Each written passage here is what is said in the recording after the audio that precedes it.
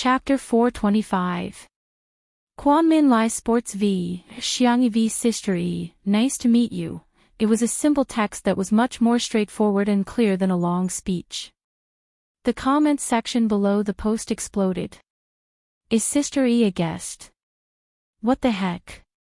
They actually invited Vase Ferry. Are you serious? Doesn't national sports only invite A-listers or big shots? Everyone was discussing fervently.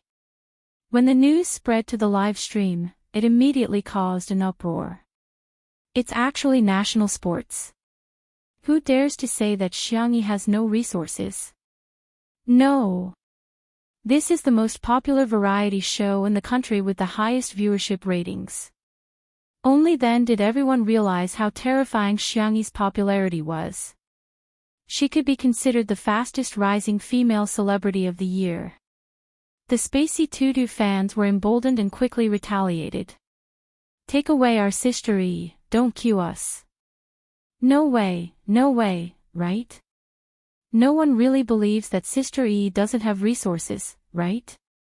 Everyone, you can look forward to Xiangyi's performance on national sports. Our Xiangyi is awesome. No one dared to make any more comments, except for a few haters who were still talking about variety shows, but no one cared anymore. Although variety shows were not a good term, the popularity brought about by variety shows was obvious to all.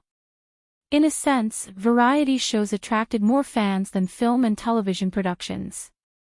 Many actors were envious of the popularity of variety shows, but they were also wary of going on variety shows. Firstly, they were afraid that their character settings would be violated. Secondly, they were afraid that after their image was solidified, the audience wouldn't be able to immerse themselves in the show. Thirdly, they had to maintain a certain level of mystery and not oversell themselves. Hence, there were many restrictions. Xiangyi didn't have such worries.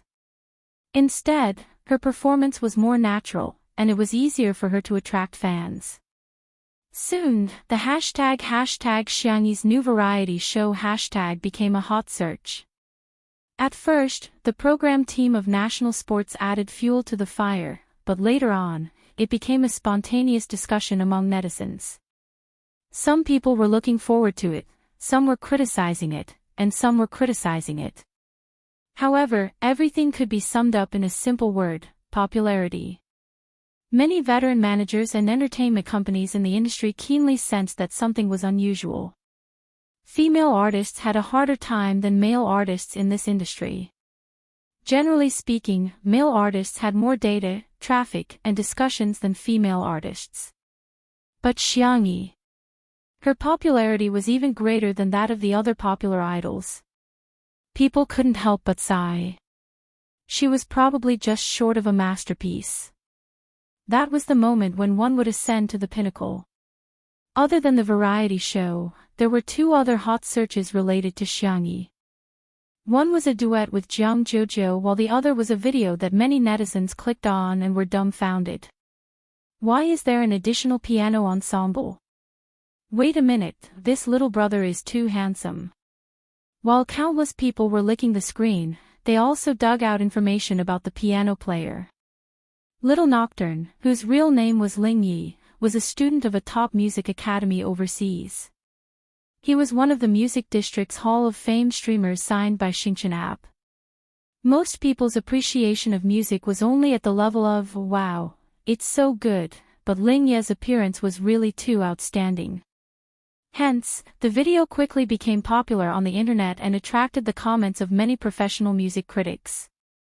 Eji Turtledove v. Tonight, Miss Xiangyi and Ms. Jiang Jojo played together to their heart's content and was extremely shocking. I also watched the duet with Mr. Xiao Nocturne, and after thinking about it, I'm really at a loss for words.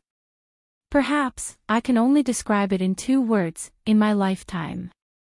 Chapter 426.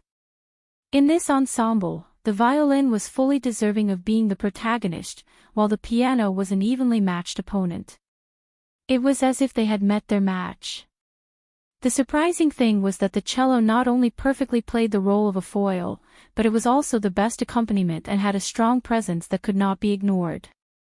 Its low and heavy tone neutralized the intensity of the battle. It had the vigorous vitality of spring when all things were growing and growing, as well as the gentle prelude when the snow melted and the ice river flowed. 3 instruments, 3 people. 1 + 1 + 1 no longer equaled 3. Grey Turtledove's evaluation could be said to be quite high. He was not the only one. Even a renowned musician in China, Old Moo, had reposted the video and added 2 words to it. Old Moo v, not bad. The netizens were shocked. If they remembered correctly, the last time Xiangyi accompanied C7, this big shot had come out to play the bass. They didn't expect him to come out and support Xiangyi again this time. His status in the music industry was comparable to that of a national team player. Such an existence actually appeared to support Xiangyi, however, this was just the beginning. Several masters of the folk music industry, such as Sanxian, Suona, and Guqin. Anyone who knew how to use Weibo or had a Weibo account all reposted, commented, and liked the video. The netizens looked at the master's Weibo verification and felt a sense of suffocation. Ah, this is outrageous. Are all these big shots quietly paying attention to Xiangyi? Oh my god, Xiangyi is the darling of the folk music industry. No, it's not just the folk music industry, but also the big shots of the classical music industry. This is the first time I've seen so many big shots of the music industry on Weibo. I suggest searching for the term #MusicLegacy#. Oh my god, Senior's words really touched me. Some netizens clicked on the search engine and the page froze for a few seconds before refreshing. You saw V, hey, the little girl can play the cello too. Thumbs #MusicLegacy#, raised cat calls to Pang V, TSK, it's a pity that she doesn't play the era with such proficiency. Chinese Folk Music Association V, there is no circle in music. Whether it's folk music or classical music, it's worth passing on. #MusicLegacy #ZhouYao V, Xiangyi, do you want to consider coming to Beijing Classical Music for graduate school? Guaranteed employment. Music Legacy #Anjiruo, don't fight with our Vienna Orchestra, okay? Xiangyi, 5 insurances and 1 gold, a cello seat. Sister E, do you want to consider it? Music Legacy World Classical Music Association V, thank you to the 3 excellent performers for allowing us to enjoy this musical feast. We also hope that in the future, there will be more young people who like folk music, pop music, and classical music, as long as it's music. Music Legacy the netizens who saw this scene were all shocked. What was prestige? This was it. Who in the entertainment industry could get so many big shots and official Weibo accounts to support them? That night, more and more people remembered the name as Xiangyi and remembered Xiangyi's unparalleled talent in music. After the live stream ended, Xiangyi took out another ruby, put it in a box, and meticulously wrapped a bow around it. Xiao Naofu's fierce meowing came from the direction of the balcony. Xiangyi walked over and realized that it was Xiao Naofu who was yelling at Shi Sui, who was standing on the balcony next door.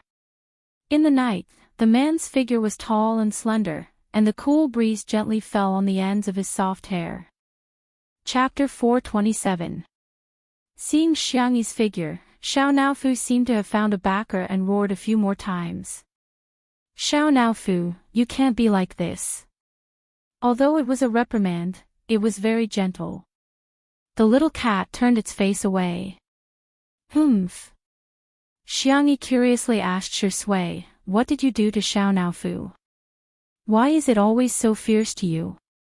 Shi Sui, you teased it and said you'd take it to be sterilized. Xiangyi said seriously, then don't say that in the future. Xiao Naofu is still a baby and its heart is very fragile. You can't hurt it like this. Shi Sui readily agreed. Okay, I'll listen to Sister E. Hearing that the dog man could actually speak human language, Xiao Naofu's icy blue cat eyes widened in disbelief. Xiangyi, then you, promise it. The girl raised the chubby, white, and soft little cat. Shui probably didn't expect that there would be a day when he would bow down to Xiao Naofu. The tip of his tongue pressed against his chin in displeasure. After a few seconds, he sighed. Xiao Naofu, I won't scare you with sterilization anymore. He had to listen to Tutu's words. Xiao Naofu's tail swung twice in the air, dizzy from the sudden bliss that fell from the sky. The next second, it heard Xiangyi say, "You're not allowed to be fierce to Shui Gige anymore." Xiao Naofu, meow. Humph, I won't listen. Xiangyi patiently persuaded, if you're obedient, I'll make you a luxurious seafood set meal, the kind that can have 10 ingredients. Xiao Naofu, would this hoo-hoo bow down for a mouthful of food? Ha, of course. It made a sweet and soft meow in a flattering and coquettish tone. Okay, then you two, shake hands and make up, okay? Hearing this, Shui and Xiao Naofu's eyes revealed rejection. But Xiangyi insisted. Thus, Shui had no choice but to stretch out her bony fingers. Xiao Naofu also reluctantly stretched out its chubby paw. The man and the cat shook hands across the balcony for less than a second. Then, as if they had touched something dirty, they hurriedly retracted their hands. Shui was rather calm, but Xiao Naofu couldn't tolerate it at all. It jumped out of Xiangyi's arms and got ready to look for little Shiji to lick. It did not want him to lick it. A dog man's hand definitely smelled like a dog. Looking at Xiao Naofu's back, Xiangyi couldn't help but laugh. It seems to have really gained weight. Its body was round, its fur was soft, and its legs were short. It looked extremely adorable. Shui replied with a soft, aha. Even he, who didn't like small animals, actually thought that Xiao Naofu was quite cute. But because she was cute, it was more fun to bully her, smiley face. By the way, this is for you. Xiangyi handed the box over. Shui was a little surprised and raised his eyebrows. I get a gift too. Xiangyi explained seriously, children need to get gifts, and so do adults. Shui seemed to be stunned for a second, or maybe it was just Xiangyi's imagination. The man's peach blossom-shaped eyes were curved inward, and his eyelashes were longer than a girl's. When they drooped down, they cast a faint shadow on his cold and fair skin. Opening the box, a ruby the size of a baby's fist reflected a dazzling light. It was unbelievably beautiful. Xiangyi said, although this isn't as pure as Jojo's, but it's big. It's shiny too.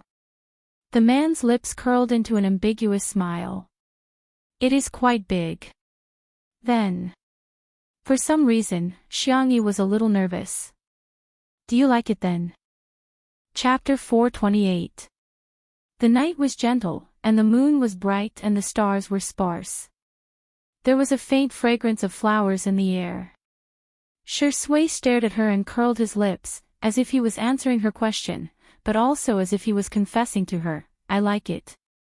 Yes, I like everything that Xiangyi gives me. The clear eyes of the young girl in front of him curved up, as if they were filled with moonlight, quiet and beautiful. As long as you like it. Xiangyi smiled. I'll go in then. Wait a minute. Shui stopped her. Ha! Xiangyi turned her head and looked at him in confusion. The man took out a velvet box from his trouser pocket and said, it's sponsored by the brand. See if you like it. Xiangyi opened it. It was a very delicate bracelet with a neutral design. There were a few diamonds on the bracelet, and each of them was big. As it spun, it reflected a dazzling light.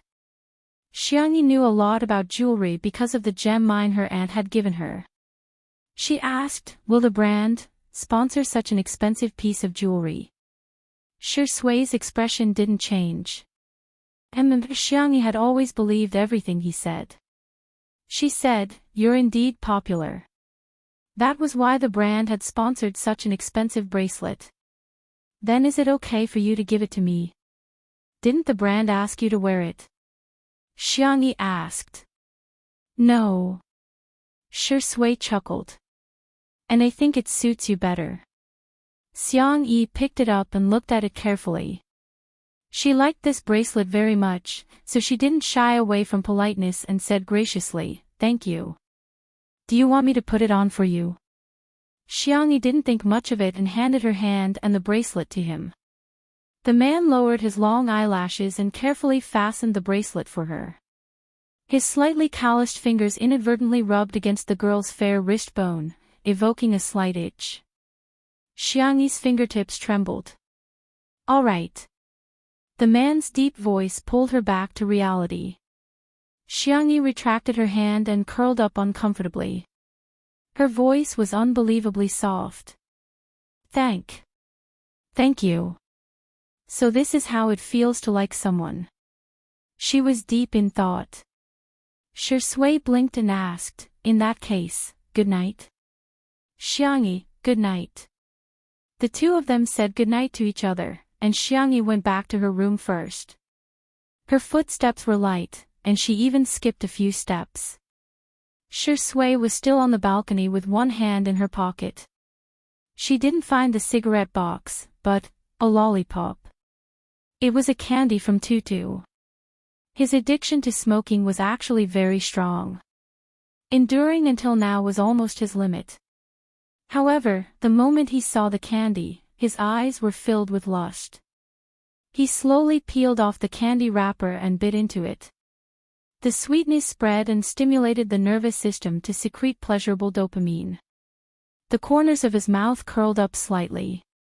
He suddenly felt that quitting smoking was not that difficult. When Xiang Yi returned to her room, Jiang Jojo happened to push the door open and enter.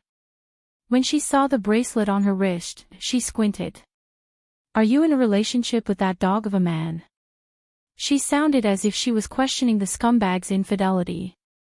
Xiang Yi said, "No." Jiang Jojo heaved a sigh of relief. That's good.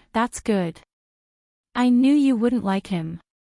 Xiang Yi hesitated for a moment, but she still chose to be honest with her friend. "I think he might not like me." Jiang Jojo was speechless. Looking at Jiang Jojo's dumbfounded expression, Xiang Yi calmed down. She didn't confess because she didn't want to affect Shui during the live stream. However, liking someone wasn't something to be ashamed of. She nodded and said, "Yes, I like him." Chapter 429. Pitter-patter, Jiang Jojo froze in shock as if she had been electrocuted. Her lips quivered and she couldn't believe what she had just heard. How could my adorable and perfect Yi fall for Shui, that dog of a man? Jiang Jojo raised her hand and checked the temperature of Xiang Yi's forehead before muttering to herself. Why isn't it hot at all?" Xiang Yi was caught between laughter and tears. "I don't have a fever." "No, you have a fever." Jiang Jojo said firmly, "Sit here obediently, I'll go get you a thermometer to measure your temperature." She pressed Xiang Yi onto the bed forcefully and after taking a few steps out, she realized that she was being a little too concerned and added proudly, "Don't misunderstand. I'm just afraid that you'll infect me with your fever." Humph. A few minutes later. Jiang Jojo looked at the number on the thermometer, 36.8 degrees Celsius and finally accepted the reality. E doesn't have a fever equals E is conscious equals E likes a dog of a man equals that dog of a man has snatched E away. Ah! Does he deserve it? He doesn't. Jiang Jojo asked resentfully, "What do you see in him? Isn't he just good-looking? Isn't he just successful in his career? Isn't he just—" She suddenly paused and realized that she was talking about Shui's strengths. She flew into a rage out of humiliation and said, Wake up, are you such a superficial person? You've seen all kinds of handsome men, must you be lusting after his face? Xiangyi bit her lower lip and reflected for a few seconds before saying, I think I am. Jiang Jojo was speechless. Xiangyi said, he has a great figure too, he has abs. Jiang Jojo was speechless. So you're not only lusting after his face, but you're also lusting after his body. Jiang Jojo was so angry that she couldn't sleep well the entire night and couldn't get up in the morning either. Xiangyi covered her with the blanket and went out for a morning exercise. When she returned, she watered the plants and sprayed some activator. Sister E. Sister E.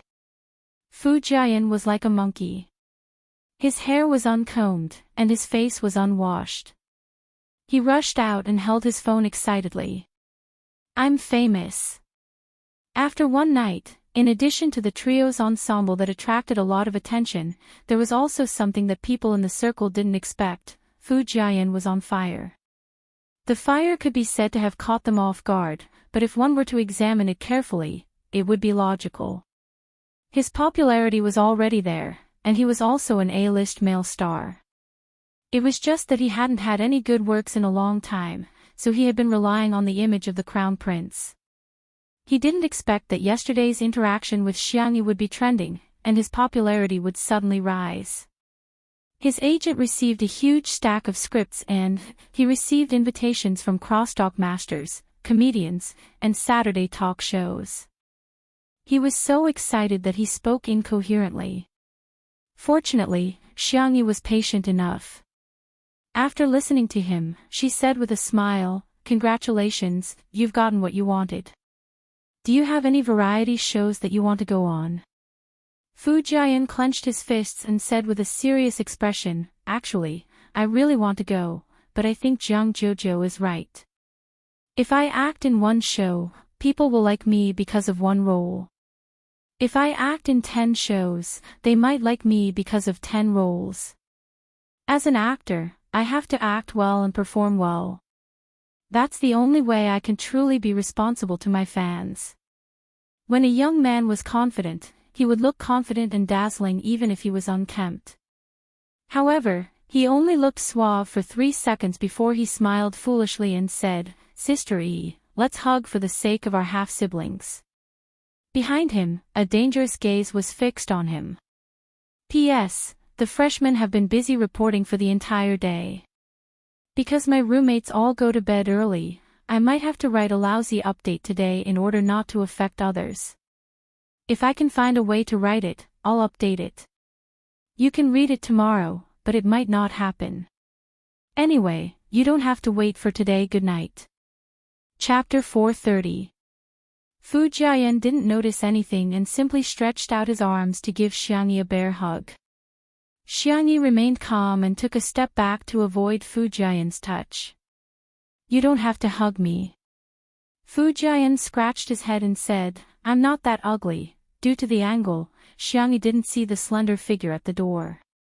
She said seriously, It's not because of you, I have someone I like. Oh. Ha.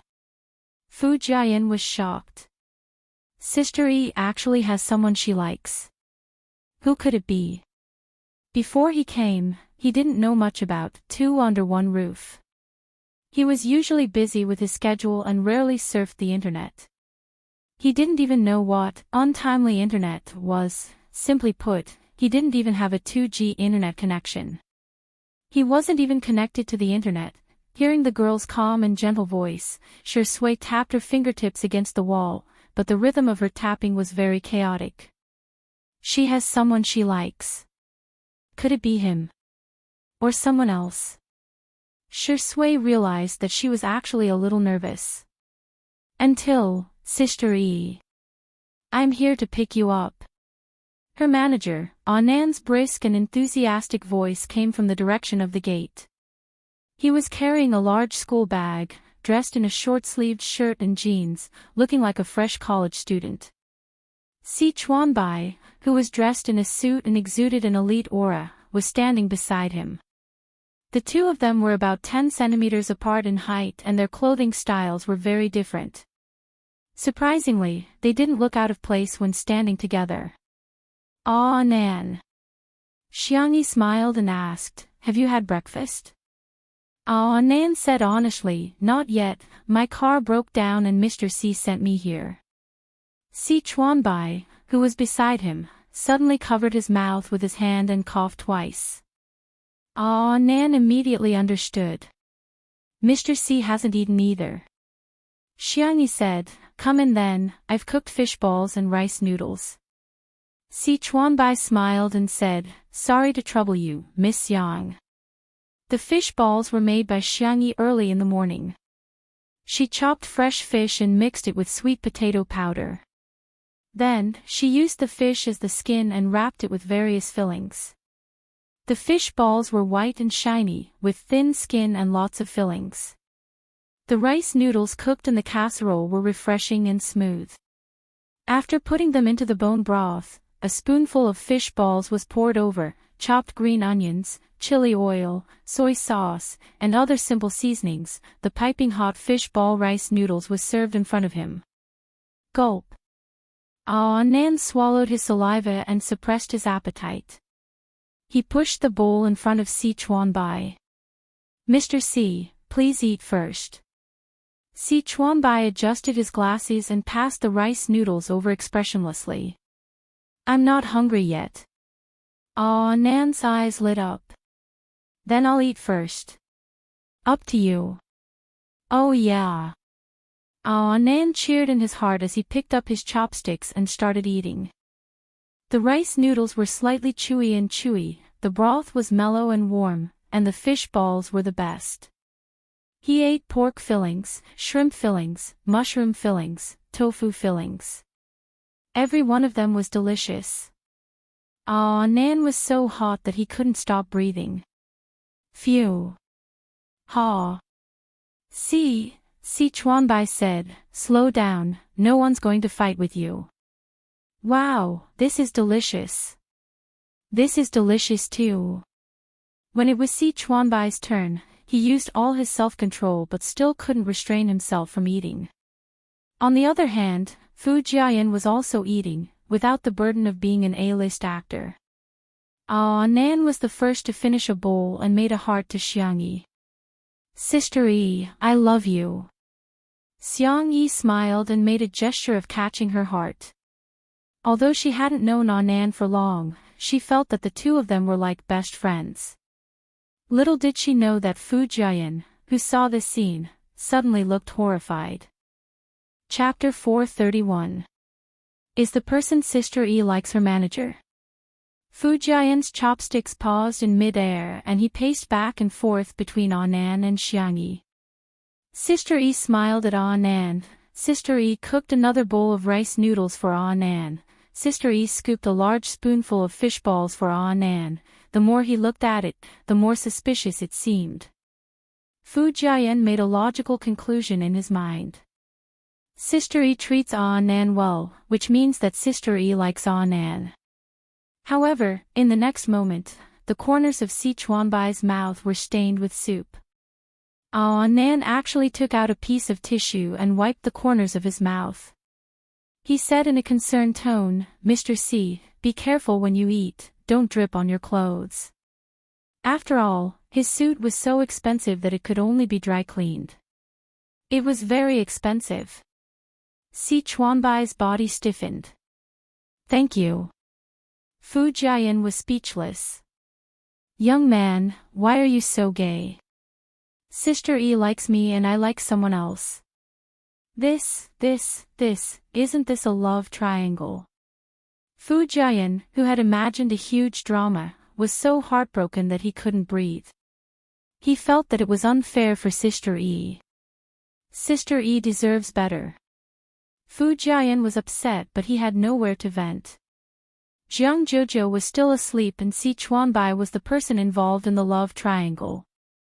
After thinking about it, he felt that Senior Shi was the only reliable person to listen to him.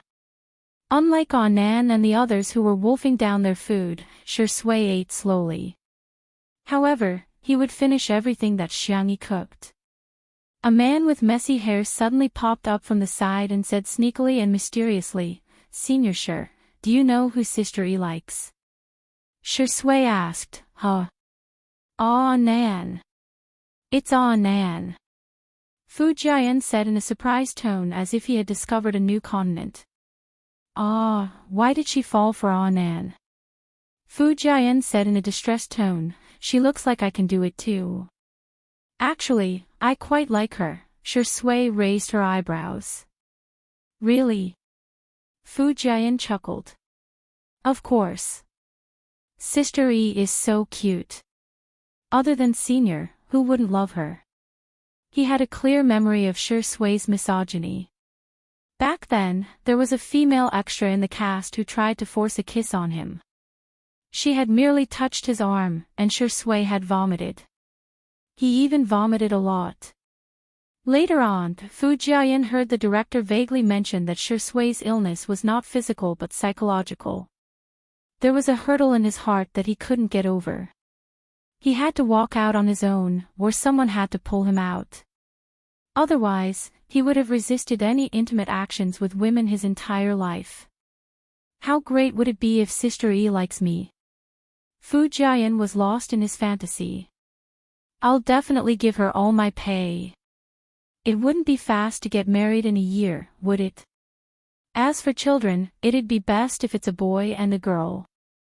2 daughters would be fine, but what about 2 sons? It's worrying. Shui elegantly bit into a fishball, causing the gravy to splatter everywhere. The aroma made him squint slightly. "You're right." Fu Jian thought he was referring to the children. "Hey, Senior, you don't like sons either. Right? Younger daughters are better." Shui suddenly said, "I'm also human." Fu Jian laughed. "Senior, your joke is really cold." "Ha ha ha, if you're not human, then what are you?" Shui was calm and composed. Fu Jian's laughter stopped abruptly. "Who wouldn't love a human? I'm also human." His gaze was even more horrified. It was the kind of panic that one would feel when they suddenly connected from a 2G network to a 5G network. Chapter 432. Oh my God. Did I find out some big secret? Senior sure actually likes women. And the one he likes is Sister E. So here's the problem. He likes Sister E, but Sister E likes someone else. Doesn't this mean that we're back to the Matryoshka doll mode, a love triangle within a love triangle? It turns out that the one suffering the most is Senior Sure. Beneath his glamorous appearance was a sad man who cried silently in the middle of the night. Fu Jian's gaze towards Shui gradually turned sympathetic. He boldly patted Shui's shoulder and said, "Senior, it's not easy for you either." Shui was confused. On the other side. After breakfast, Nan began to discuss work matters with Xiangyi. This time, Xiangyi was invited to save the day. A popular male celebrity who was originally invited couldn't participate for some reason, so the director of the program decided on Xiangyi at the last minute. "Good girl, I'll go with you for the next 2 days. That program is really tiring, you have to be mentally prepared," Nan said earnestly, wishing that he could take Xiangyi's place and suffer in her place. Xiangyi said calmly, "Do you want to eat dumplings? Wrap them up with meat, vegetables, and other delicacies and chill them for dinner." Nan was speechless. "I'll eat." "Okay, sit down and wait for me." Xiangyi went into the kitchen and busied herself while Nan sat obediently on the small stool. He felt that he wasn't on a field trip, but a public trip with free meals. After the dumplings were wrapped, Nan took on the task of packing them while Sichuanbai helped him. Xiangyi simply packed her luggage and pulled it to the bedroom door. Shui naturally took it from her. The man was tall and had long legs, so the height of the suitcase was a little low for him. He lifted it to the highest point and barely reached a comfortable position. "I'll send you out," he said. Xiangyi nodded and walked out while giving him some trivial instructions. Don't feed Xiao Naofu too many snacks, it's time to lose weight. There are still leftover fish balls and dumplings in the freezer. You can make steamed dumplings and curry fish balls with Director Li and the others. Also, the fish tank I bought will arrive in the afternoon. Uncle Wang will send the fish over then. Please take good care of them for me. Shi Sui listened quietly, occasionally nodding to indicate that she was listening. The road to the gate was very long, but it also seemed very short. Shi Sui put the luggage into the trunk with one hand. Xiangyi inexplicably felt a kind of sadness of parting. So this is what it feels like to leave someone important. She thought in a daze. When her brothers left, did they also have such a feeling of loss? Shi Sui's words pulled her back to reality. Sister Yi, have a safe trip. Okay. Xiangyi blinked. You should also take care of yourself. I will. I'll be back as soon as I'm done with work. Xiangyi scratched her palm with her fingers, feeling a little itchy and uneasy. Whatever you want to eat, I'll make it for you. Shi Sui stared at her with a gloomy gaze. Seemingly having thought of something, he smirked and asked, You can eat whatever I want. Yes. Then, it's a deal. His deep voice was warm and pleasant, making Shi Sui's heart skip a beat. Sister Yi, you can't go back on your word. Xiangyi's face was pale and she said with a solemn expression, I won't. Afraid that Shi Sui wouldn't believe her, she stretched out her finger and said, We can pinky swear. Shi Sui chuckled and was about to pinky swear with her when Jiang Zhuzhou yelled hysterically behind them. Ah, you're not allowed to hold hands. No, no. Chapter 433. Xiang Yi inexplicably had a guilty conscience. She retracted her hand and hid it behind her back. Jiang Zhuzhou didn't even change out of her barriered nightgown as she scurried over and stood between the two of them. Yi, how can you hold a man's hand? Xiang Yi said, No, I didn't, I just want to pinky swear with him. You want to touch a man's hand. Jiang Zhuzhou's interrogative tone made Xiang Yi dumbfounded. Although there's no causal relationship between pinky swear and touching hands, it seems to be parallel. Jiang Zhuzhou glanced around uneasily and said, No, no. Shi Sui chuckled softly. He realized that Jiang Zhuzhou really didn't know how to lie. Her body language and body language all betrayed her. As her best friend, Jiang Zhuzhou of course could tell too. She stomped her feet in anger and exclaimed, You're not pure at all. Xiangyi pursed her lips and didn't say anything. Epsilon Shi Sui said gently, Miss Jiang, Sister Yi is about to set off. Jiang Zhuzhou snapped out of her trance and asked aggrievedly, Why didn't you wake me up? Xiangyi said, I saw that you were sleeping soundly so I didn't wake you up. However, I've left you some breakfast. It's in the fridge. You can eat it after heating it up. It's your favorite fish balls. Jiang Zhuzhou's resentment instantly vanished because of Xiangyi's words. Her ears were red and she tapped the ground with the tip of her foot. Pretending to be indifferent, she said, So you still remember my preferences? I've always remembered that your favorite meat is fish, your favorite vegetable is kale, and your favorite fruit is mango. Jiang Zhuzhou listened for a long time and was satisfied. She then pretended to say, Okay, I didn't ask you that much. After saying that, she glanced at Shi Sui from the corner of her eyes. Shi Sui didn't get angry and simply smiled politely. In contrast, Jiang Zhuzhou seemed like an unreasonable child who was looking for trouble. Jiang Zhuzhou was mature, steady, and magnanimous. Jiang Zhuzhou was speechless. Scheming dog. Nan and Sichuanbai also came out. Be good, we should go. Nan reminded. The filming started in the afternoon, and they still had to do their makeup and hair when they arrived. After all, National Mass Workout wasn't as casual as two under one roof.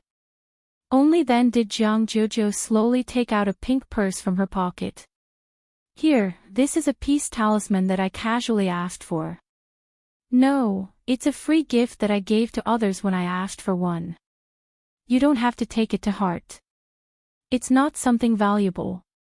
Just throw it away if you don't like it. Although he spoke proudly, his hands were trembling slightly. He was afraid that Xiangyi would refuse. Xiangyi took it and carefully put it in her pocket. She patted her pocket and said in a gentle voice, "Jojo, I will keep it well." Jiang Jojo felt a lump in her throat and she looked away. "Leave then, don't say goodbye to me." "I hate hearing those words." Xiangyi tilted her head and thought about it before suddenly giving Jiang Jojo a hug. She gently patted Jiang Jojo's back. "See you next time then." Jiang Jojo's eyes turned red. "You're a man of your word. Whoever stands you up is a dog." "Okay." Fu Jiayan, who came out to join in the fun, was even more confused. Why is there another pair of romance lines? So, it's a love triangle within a love triangle and then a love quadrangle. Si Chuanbai steadily parked the car at the filming location. In the dressing room, a woman's disgruntled voice sounded. Chapter 434. Are you kidding me? What right does that woman have to film the show? Does she deserve to be in the same frame as me? Your production team is really funny. Of all people, why did you hire a D-lister? Another person who seemed to be a staff member said in a humble tone, Sister Yen is right. Teacher Su, please bear with us. Humph. You'll regret it sooner or later. She's a troublemaker. If she causes any trouble, don't expect me to clean it up for her. When she was almost done venting, a sweet and soft voice sounded like the spring breeze in March. Okay, don't make things difficult for her. I'll just be more careful. The staff member was relieved and wiped the sweat off his forehead. Thank you, Teacher Su. You're so nice. Sister Yen said, forget it, I won't say anything else. Give us the mission card for this episode in advance. Well. The staff member was a little hesitant. According to the rules, they couldn't reveal it to the guests, but when he saw the beautiful face of the young woman in front of him, he was momentarily bewitched. Okay then, I'll send you the electronic version later. Remember, don't spread it. You're so nice. Thank you, let's add each other on WeChat. I'll treat you to a meal when I'm free. What? A superstar actually wants to add a lowly staff member like me? The man suppressed his excitement and scanned the QR code to add Su to me on WeChat. The three of them walked to Xiangyi's exclusive dressing room. Nan pursed his lips and said, isn't she just playing the good cop and bad cop? Be careful with your words. Si Chuanbai looked at Xiangyi and said, Miss Yang, it's better to stay away from such people.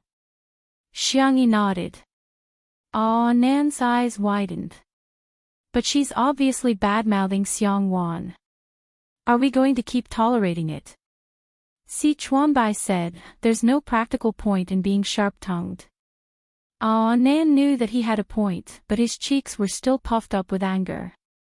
Si Chuanbai pressed the space between his eyebrows helplessly.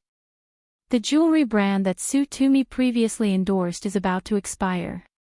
Do you think it's better for us to go over and scold her now and get provoked or snatch the endorsement deal for Miss Yang?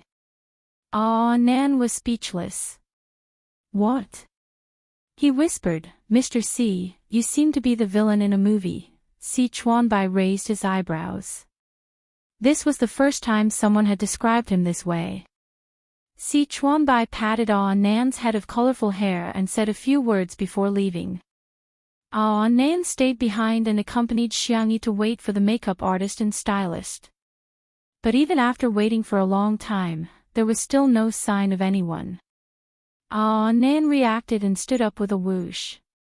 F***ck, you're using this kind of elementary school trick. How shameless. In the entertainment industry, it was very common for competitors to trip each other up. It was his negligence that he didn't think that there would be such a despicable trick. Meanwhile, the stylist was carefully styling Sue Toomey's hair. She said carefully, "Teacher Sue, your hairline is a little high, why don't I put on a few pieces of wig for you?" Sue Toomey casually played with the manicure that she had just done while Sister Yen retorted, "How can you say that? Our decadent beauty is the Barbie of the world." Stylish. Barbie dolls don't have bald heads. However, she only dared to criticize in her heart and didn't have the guts to say it out loud. After a few seconds, Sue Toomey said, "Make me have more hair than Xiangyi, understand?" Chapter 435. The stylist said, Sue Toomey asked, "Why? Is there a problem?" "There's more than just a problem, there's a huge problem." The stylist had watched Two Under One Roof before, so she could tell at a glance whether Xiangyi had any makeup or hair done. She had an amazing amount of hair, which was fluffy, smooth, black, and tough. Regardless of whether she tied it into a bun or let it down casually, she would still look good. To reach her level, it wasn't something that could be done with wigs. The stylist tactfully said that she might have to wear a wig. She initially thought that Sue Toomey would give up, but to her surprise, Sue Toomey raised her hand and Sister Yen took out several wigs of different colors and lengths from her large backpack. The stylist thought, "That works too." Sue Toomey's makeup and hair took more than 3 hours to complete. The girl in the mirror had long, chestnut-colored curly hair and exquisite, clear makeup. The pumpkin-colored eyeshadow made her beautiful eyes look exceptionally lively. The stylist already felt that she was beautiful enough, but she didn't expect Sue Toomey to be unsatisfied at all. She even suggested that she change the makeup artist and stylist. In the end, even the assistant director was alarmed and personally came over to coax her for a long time. He promised that he would edit Sue Toomey's photos frame by frame in post-production. Only then did Sue Toomey reluctantly agree to record. The assistant director wiped his sweat and secretly lamented in his heart, "Sue Toomey is really hard to please." However, she was indeed popular and capable. She had won the Best Actress award at the age of 23 and she had a strong family background too. Even he didn't dare to offend her easily. Hence, he had no choice but to coax her. "By the way, where's Xiangyi? Is she not done yet?" The assistant director couldn't help but feel a little frustrated after being angered by Sue Toomey. In fact, he didn't want to invite Xiangyi, but for some reason, the director and scriptwriter decided to do it after watching Two Under One Roof for 5 minutes. It was simply unreasonable. One had to know that Xiangyi didn't even have a single piece of work that she was proud of, yet she was constantly on the hot search list. Her brother and grandparents were on the hot search list. Wasn't it all because she was born into a good family? The assistant director looked down on Xiangyi from the bottom of his heart. With the first impression, he instinctively vented his anger on Xiangyi. The assistant hurried over and came back saying, "The dressing room is empty." "Teacher Xiangyi is not in." The assistant director flew into a rage. "What is she doing in the dressing room? What? Was he going to throw his weight around and leave? Then let her go. Does she really think that our show can't survive without her?" The assistant said obsequiously, "I heard that the stylist and makeup artist arranged for teacher Xiangyi suddenly fell ill and couldn't come. Could it be because of this?" The assistant director choked and quickly flew into a rage out of humiliation. Then wouldn't she have brought her own stylist and makeup artist? If he didn't even have this bit of adaptability, how could he survive in this industry? Why doesn't she reflect on herself? Why do other artists have to find trouble with her? The assistant, he didn't agree with the other party's point of view, but he didn't dare to refute, so he chose to keep his mouth shut. However, the more the assistant director thought about it, the angrier he got. Xiangyi just comes from a wealthy family, but she doesn't have any abilities at all. How dare she throw her weight around? Tell her that if she doesn't appear in front of me within 5 minutes, she doesn't have to come," the assistant director said sternly. In the next second, someone ran over while panting heavily. "Ha! Is Teacher Sue not ready yet?" Teacher Xiang has been waiting at the filming location for a long time. Chapter 436. In an instant, the assistant director's face changed from green to red. It was an exciting scene. The assistant next to him secretly laughed and pretended to be surprised. "What?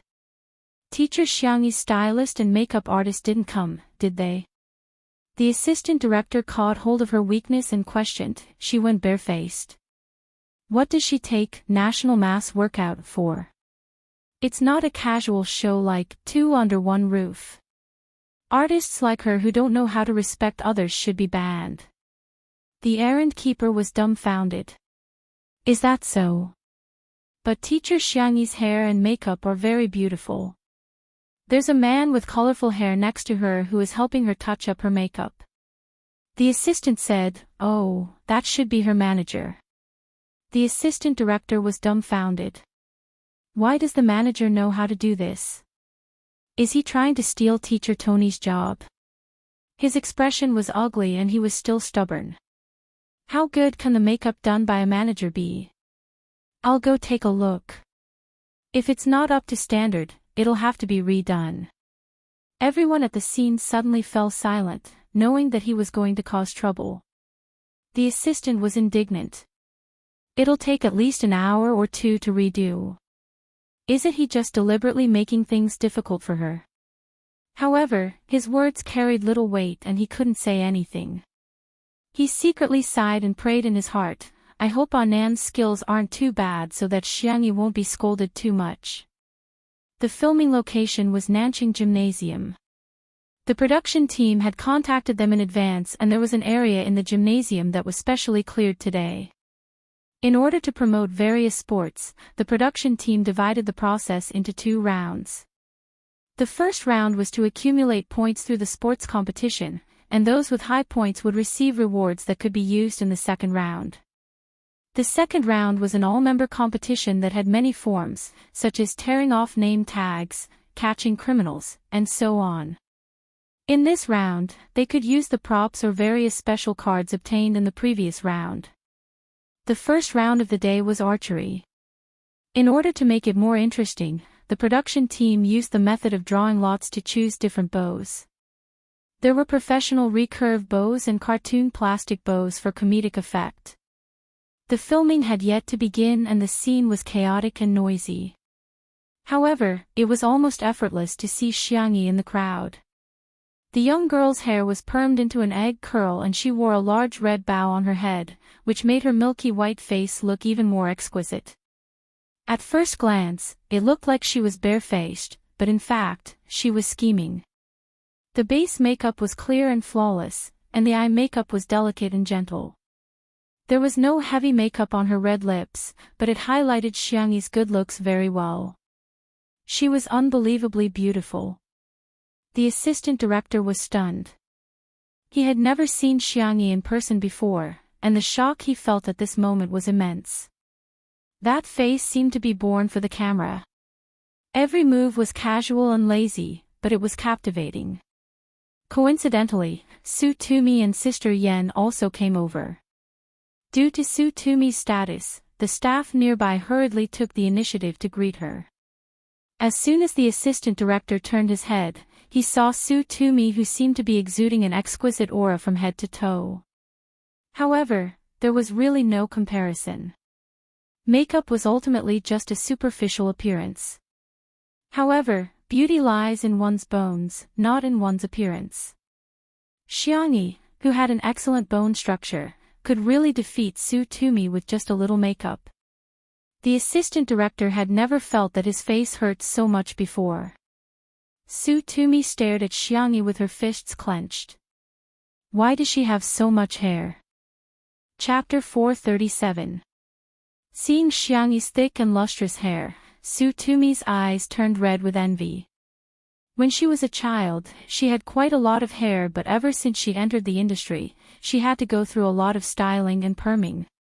Ordinary people would have their hair damaged after perming and dyeing it 2 or 3 times, let alone perming and dyeing it frequently. Coupled with the stress of work and lack of sleep, Tsutomu became more and more popular and earned more and more money. However, her hair also became thinner and her hairline receded rapidly. Her head could be broken and she could bleed, but she would rather die than lift her bangs. Sister Yen went against her conscience and said, "Indeed, an amateur is an amateur. You can't compare to Decady at all. Decady, you're in such a good state today. Let me tell you, after this episode is broadcast, you're going to gain a large number of fans for your looks." Oh, she's really pretentious. Who is she trying to bluff with a bow and arrow? Not far away, Xiang Yi was picking up a cool black recurve bow. Her body was leaning sideways, standing tall and straight, but her shoulders were turned to face the front of the arrow path. She slowly put an arrow on the bow and slowly pulled the bowstring, with a clang. She hit the bullseye. 10th ring. The number automatically popped up on the electronic display screen. Cheers and gasps of shock filled the air. Damn! She's so cool, so cool. Are you kidding me? Are you a professional here to torture scum? Oh my god, Xiangyi is so impressive. She hit the bullseye with 1 arrow. Sister Yen was speechless. 10th ring. Are you a damn celebrity or a national team player? While she was in a daze, Tsutomu brushed her hair and walked towards Xiangyi aggressively in her white shoes. By the time Sister Yen reacted, Tsutomu had already walked towards Xiangyi, scaring her so much that she broke out in cold sweat. Although Tsutomu was a troublemaker, she was very disdainful of scheming. She didn't put on airs either and often added everyone on WeChat. In Sister Yan's opinion, she was a little too arrogant and silly. Hence, she often played some tricks openly and secretly. On the surface, she deliberately asked for the mission card in advance today. On the surface, she secretly bribed Xiangyi's makeup artist and stylist. If they got into a conflict in public, it would be bad for public relations. Sister Yen hurriedly chased after her. Xiangyi tried the bow and found that it was still there, so she put it down. Suddenly, there was a sweet fruity aroma beside her. Xiangyi sniffed lightly and distinguished the smell of sea salt, sage, and persimmon. Bright and sweet. She turned around and looked at Tsutomu. Tsutomu's tone was aggressive, but the words that she blurted out made Xiangyi stunned. "What brand of shampoo are you using?" Xiangyi, ? "And what's the brand of conditioner, hair mask, essential oil, and comb?" Xiangyi. In Tsutomu's eyes, her blank expression was a silent provocation. "Hey, are you going to say that you don't take care of your hair at all?" Tsutomu sneered. "Do you think I'll believe you?" "Humph. Forget it if you don't want to say it. I'll find the brand you're using sooner or later." Xiangyi. "I forgot some of the brands. Let me look for online orders. Do you need a link?" Tsutomu, yes. By the time Sister Yen trotted over, she realized that the two of them had added each other as friends and were still discussing a topic that confused her. "I'll buy it tomorrow. I think I can get 330 yuan. Sure, you can add on the category coupons and VIP discounts. You can save even more. Really? You're so good at math." Sister Yan's head was filled with question marks. Are you women who lack money? Chapter 438. Sometimes, the friendship between girls can really be described as magical. Clearly, they could call each other sisters when they met for the first time, and best friends who had been playing with each other for years would also let each other call each other daddy. Collecting and stocking up is a human instinct, and shopping is a woman's joy. Sister Yen originally thought that Su Tumi would get into a conflict with Xiangyi, but she never expected the two of them to be so harmonious. Su Tumi placed a few orders and was satisfied. She blinked at Xiangyi and said, "If I have anything useful in the future, I'll recommend it to you too."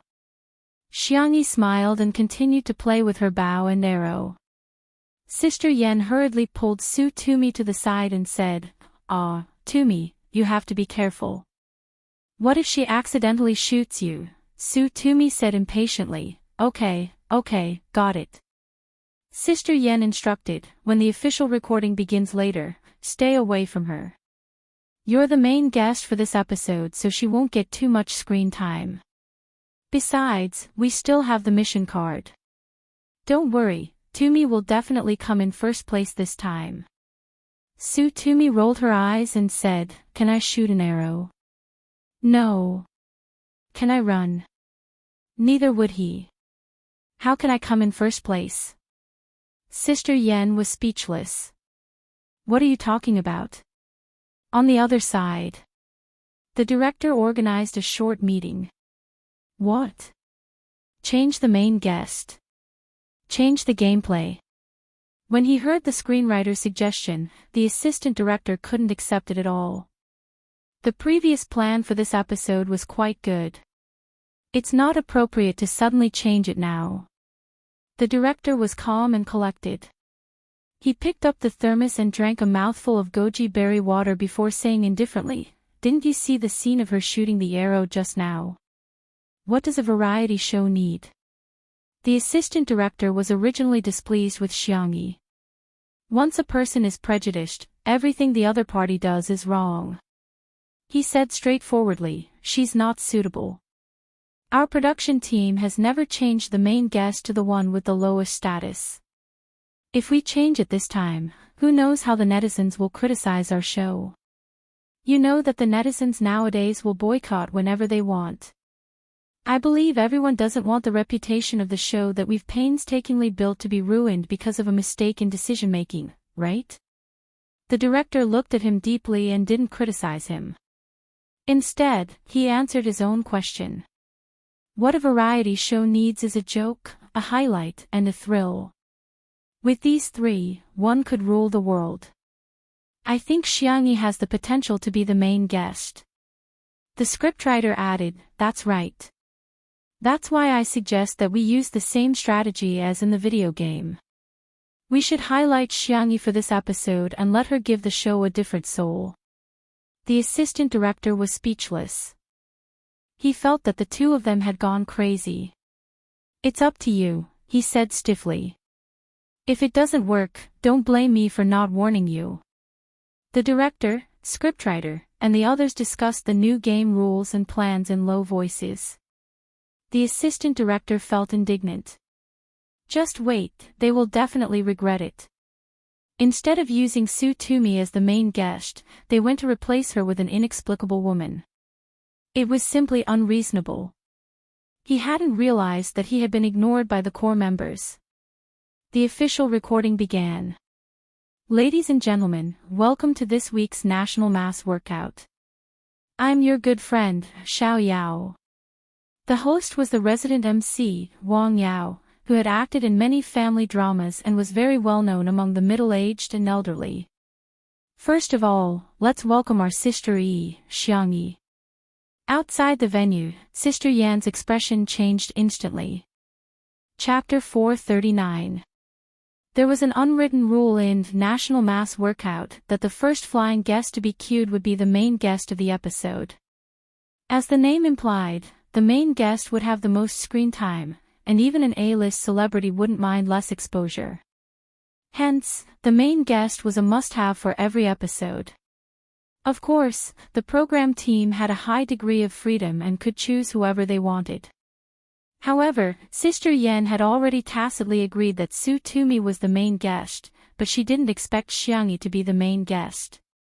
It was just like a cooked duck that had flown into the mouth of a detestable person. The several seniors invited for this episode were more relaxed and didn't intend to fight for it. Another popular young hunk and a popular web drama actress looked at each other but didn't say anything. Su Tumi yawned in front of everyone's eyes.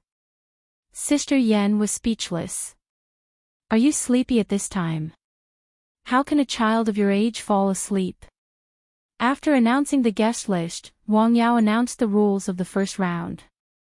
They would first draw lots and shoot arrows according to the bow they drew. Each person could shoot 10 arrows, and the person with the highest total score would be in first place.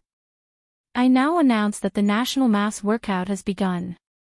Wang Yao said with a grin. Jokes aside, the people present were all celebrities and they couldn't possibly be as obedient as primary school students. Before they drew lots, everyone was chatting, drinking water, studying the target, and discussing the bow. It was a mess. Wang Yao complained incessantly, "Everyone, please cooperate with me. If you don't, I'll be fired." He had a humble character in National Mass Workout and was known as the host who couldn't control the situation in the entire entertainment industry.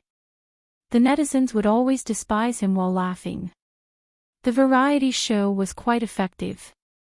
Xiangyi took the lead to draw lots. Wang Yao asked mysteriously, "Sister Yi, what did you draw? Is it a recurve bow? I think you'll definitely look super cool with a recurve bow." "It's not a recurve bow, but it should be cool too," Xiangyi said confidently, as if she had drawn a god-level weapon. In the next second, she picked up the only cartoon plastic pink bow and arrow on the scene and calmly pulled the bowstring. The girl stood upright and in a standard posture, but the more serious she was, the funnier she seemed. The director sitting behind the camera couldn't help but laugh out loud. The seated player had drawn a cartoon bow and arrow, which was a joke of its own.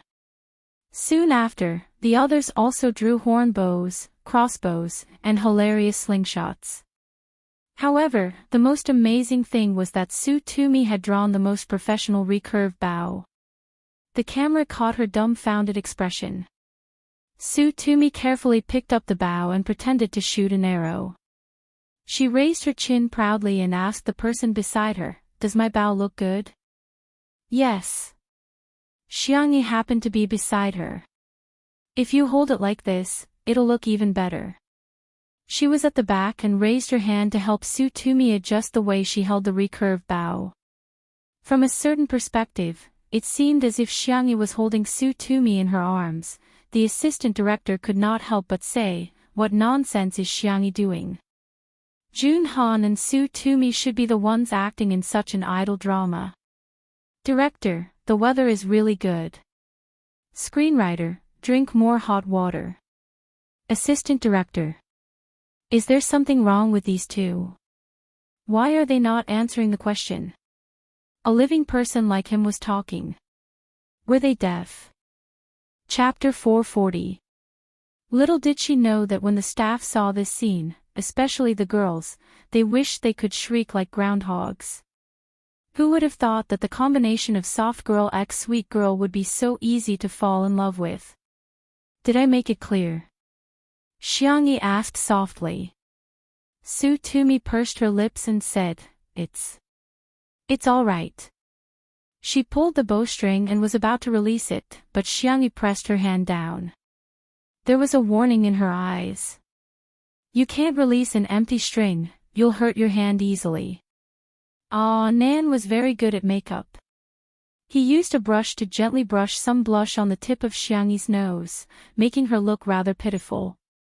With such a beautiful face, even if she was a little fierce, she would still be unbelievably beautiful, making it impossible for others to get angry at her.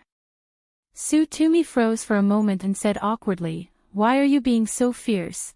Although she said this, she still listened to Xiangyi and slowly let go of her hand, releasing her strength. The assistant director muttered, "What's the matter with those girls? What's there to be excited about?" The director smiled without saying anything. Everyone took turns to shoot. Apart from the young hunk who shot the 7th ring, the others all shot the 3rd ring and 4th ring amateurishly. Some even missed the target. Xiangyi was undoubtedly the most eye-catching. She was given the lightest cartoon bow, so logically speaking, she shouldn't have had any advantage. However, she pulled the string and released the arrow smoothly. Ninth ring. Everyone was speechless. You're not holding a plastic bow, you're actually holding an epic artifact, right? Another funny person was Su Tumi. Her archery posture was taught by Xiangyi and she learned it very well. At first glance, she looked very intimidating. However, she would either shoot the first or second ring every time. After finally hitting the yellow center, Su Tumi was so excited that she jumped on the spot. "Ah, I hit it." Sister Yen, who was watching her jump outside the field, was so worried that she would throw the wig away. Xiang Yi's gentle voice reminded him, "You're shooting at my target." Su Tumi's smile froze and gradually disappeared. Ha ha ha ha ha. The director laughed again. The staff couldn't help but laugh. They could almost imagine how much the netizens who saw this scene would laugh in front of their screens. It was the 10th arrow's turn. Xiangyi was already far ahead. She deserved to be first place, with a total score of 81 points. She pulled the bowstring and her doe eyes narrowed slightly. Her long eyelashes cast beautiful shadows, and her jawline was exquisite and superior. The nylon bowstring touched the girl's cherry-colored lips, as if offering a kiss. Then she suddenly let go, swish. Bang! Two loud sounds rang out. A bright red number popped up on the LCD screen, 10 points. There was an uproar in the crowd. Xiangyi had actually hit the bullseye with a cartoon plastic bow. However, what was with the second sound just now? A staff member came forward to check the situation. A moment later, he didn't know whether to laugh or cry. Teacher Xiangyi hit the center of the bullseye, which is the 10th ring of the 10 rings. The pinhole camera's screen shattered. Everyone. An arrow had shattered the camera screen. Even the screenwriter wouldn't dare to write the script like that. Xiangyi said apologetically, "I'm sorry, I'll compensate for it." The director waved his hand and said, no need, the effect of this segment is very good. Sister E, you're the light of variety shows. Tell the post-production team that I'll edit it myself. There was another uproar at the scene. As a top variety show director in the industry, he didn't need to personally monitor the post-production, let alone edit it. Sister E, Rizabai. Chapter 441. The nicer the director was to Xiangyi, the more sullen the assistant director's expression was.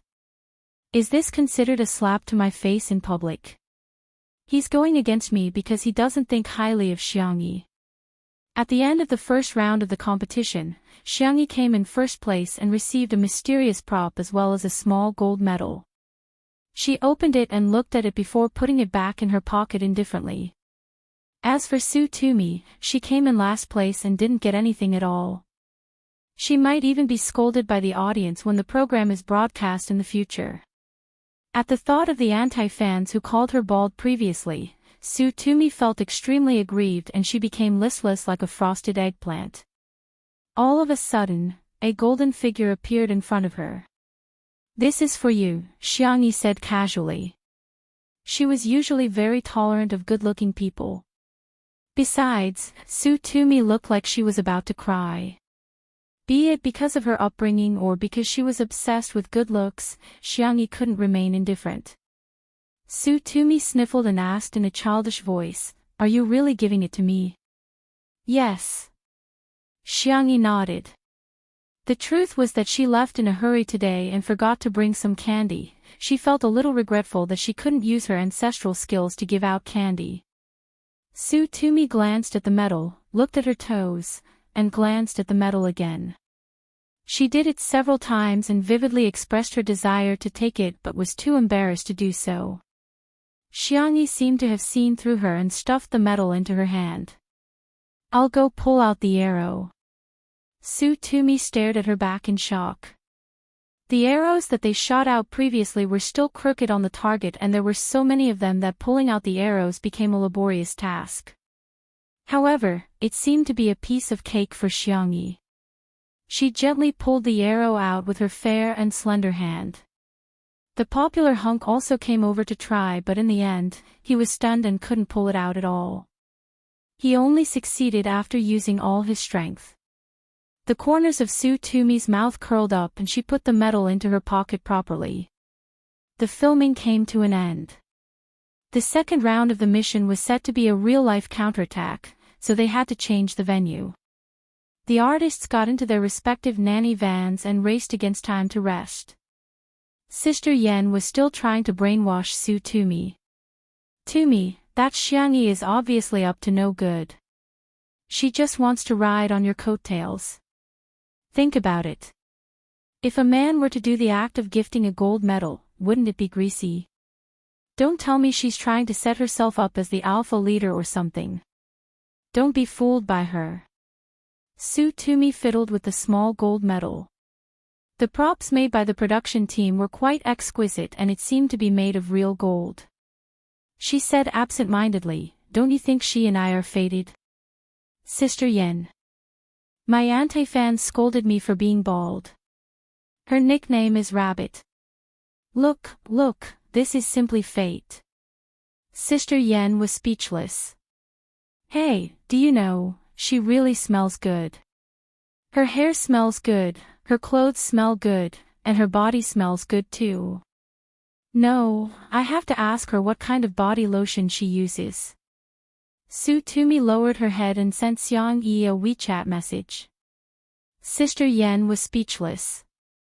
Fine, I shouldn't have had any expectations for this silly girl. She shouldn't have had any. Everyone rushed to the venue of the real-life counterattack and rested for a while. The popular hunk and Su Tumi's fans had all prepared support food trucks. One of them had snacks such as fried chicken and curried fish balls, while the other had drinks such as lemonade and milk tea. There were cheers at the scene. When one is tired from work, food is the best way to heal one. The assistant director ate the fish balls in big mouthfuls and complained in a muffled voice, "Tsk, that person doesn't even have a support team. She's really miserable." Before he could finish. Chapter 442. Someone exclaimed, "Wow, there are so many food trucks. Which teacher's fan is this?" The assistant director smacked his lips and said, "They're probably fans of a few seniors. Anyway, it can't be Xiangyi's fan. Her. It'd be weird if she had one, ha ha ha." No one agreed. In the silence, his laughter sounded especially ear-piercing. Whoosh, the food trucks were arranged nicely. There were coffee, sandwiches, and small cakes. The most amazing thing was that there was even a barbecue truck. Everyone. Barbecue on the spot. Whose fan support is this? What a grand display. The crew members whispered among themselves. On every dining car, there was a small colorful flag in a conspicuous position. On the flag, there were 4 words printed on it, "Spicy Tutu." Spicy Tutu. Whose fan is this? I think it's from Teacher Xiangyi's fan base. An uncertain voice came from the crowd.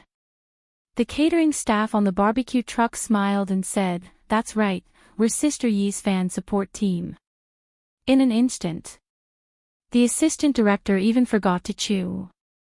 His throat slid and he swallowed a whole fishbowl. He choked until his eyes rolled back in discomfort. Xiangyi actually had such a luxurious fan support team. How was that possible? The artistes present all had different expressions. They didn't expect a mere Xiangyi to have such great appeal. "Aw," Nan said excitedly, "Wow, Sister Yi, your fan club is really awesome." Xiangyi said, "Didn't you and Mr. C help me with this? It's your fans." They were all very happy when they heard that you took on National Mass Workout. Nan showed her the chat history in the fan club. Seeing that someone said that they saved their breakfast money to support her, Xiangyi frowned and said, "These must be very expensive. Calculate how much it costs and help me pay them back." Nan was stunned for a moment. Sweetheart, this is a kind gesture from the fans. This kind of thing is very normal in the entertainment industry, Xiangyi said sternly. My fans don't need to spend money on me. I have money. Ah, Nan. Alright, sorry to disturb you. I almost forgot that my darling is a Miss Perfect. He scratched his head and relayed Xiangyi's message in the group. The group was instantly flooded with messages. Tutu is too gentle and spicy. But I just want to spend money on Sister E. What kind of peerless little angel is Xiang Yi Kak? However, under Nan's insistence, the management still calculated the amount. Nan was taken aback when he saw the price. He typed, 4 dining cars only cost this much. The other party sent a voice message. We only sent a barbecue truck. Is there anything else? Could it be a fan from an unofficial group? Nan had created an official fan club for Xiangyi. There was a strict vetting process for those who joined the group. They could be considered as Xiangyi's most loyal and hardcore fans. Of course, there were also many groups created by fans. Nan was about to check again when he saw that Si Chuanbai had sent him a WeChat message.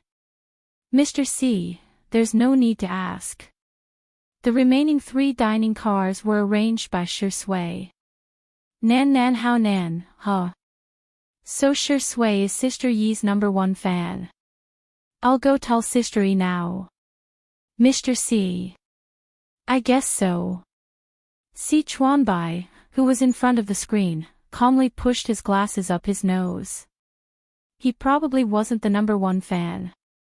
He was probably the #1 suitor. However, his way of expressing his goodwill was too elementary. He didn't even inform Xiangyi and had to rely on him and Little Colored Feather to assist him. TSK_.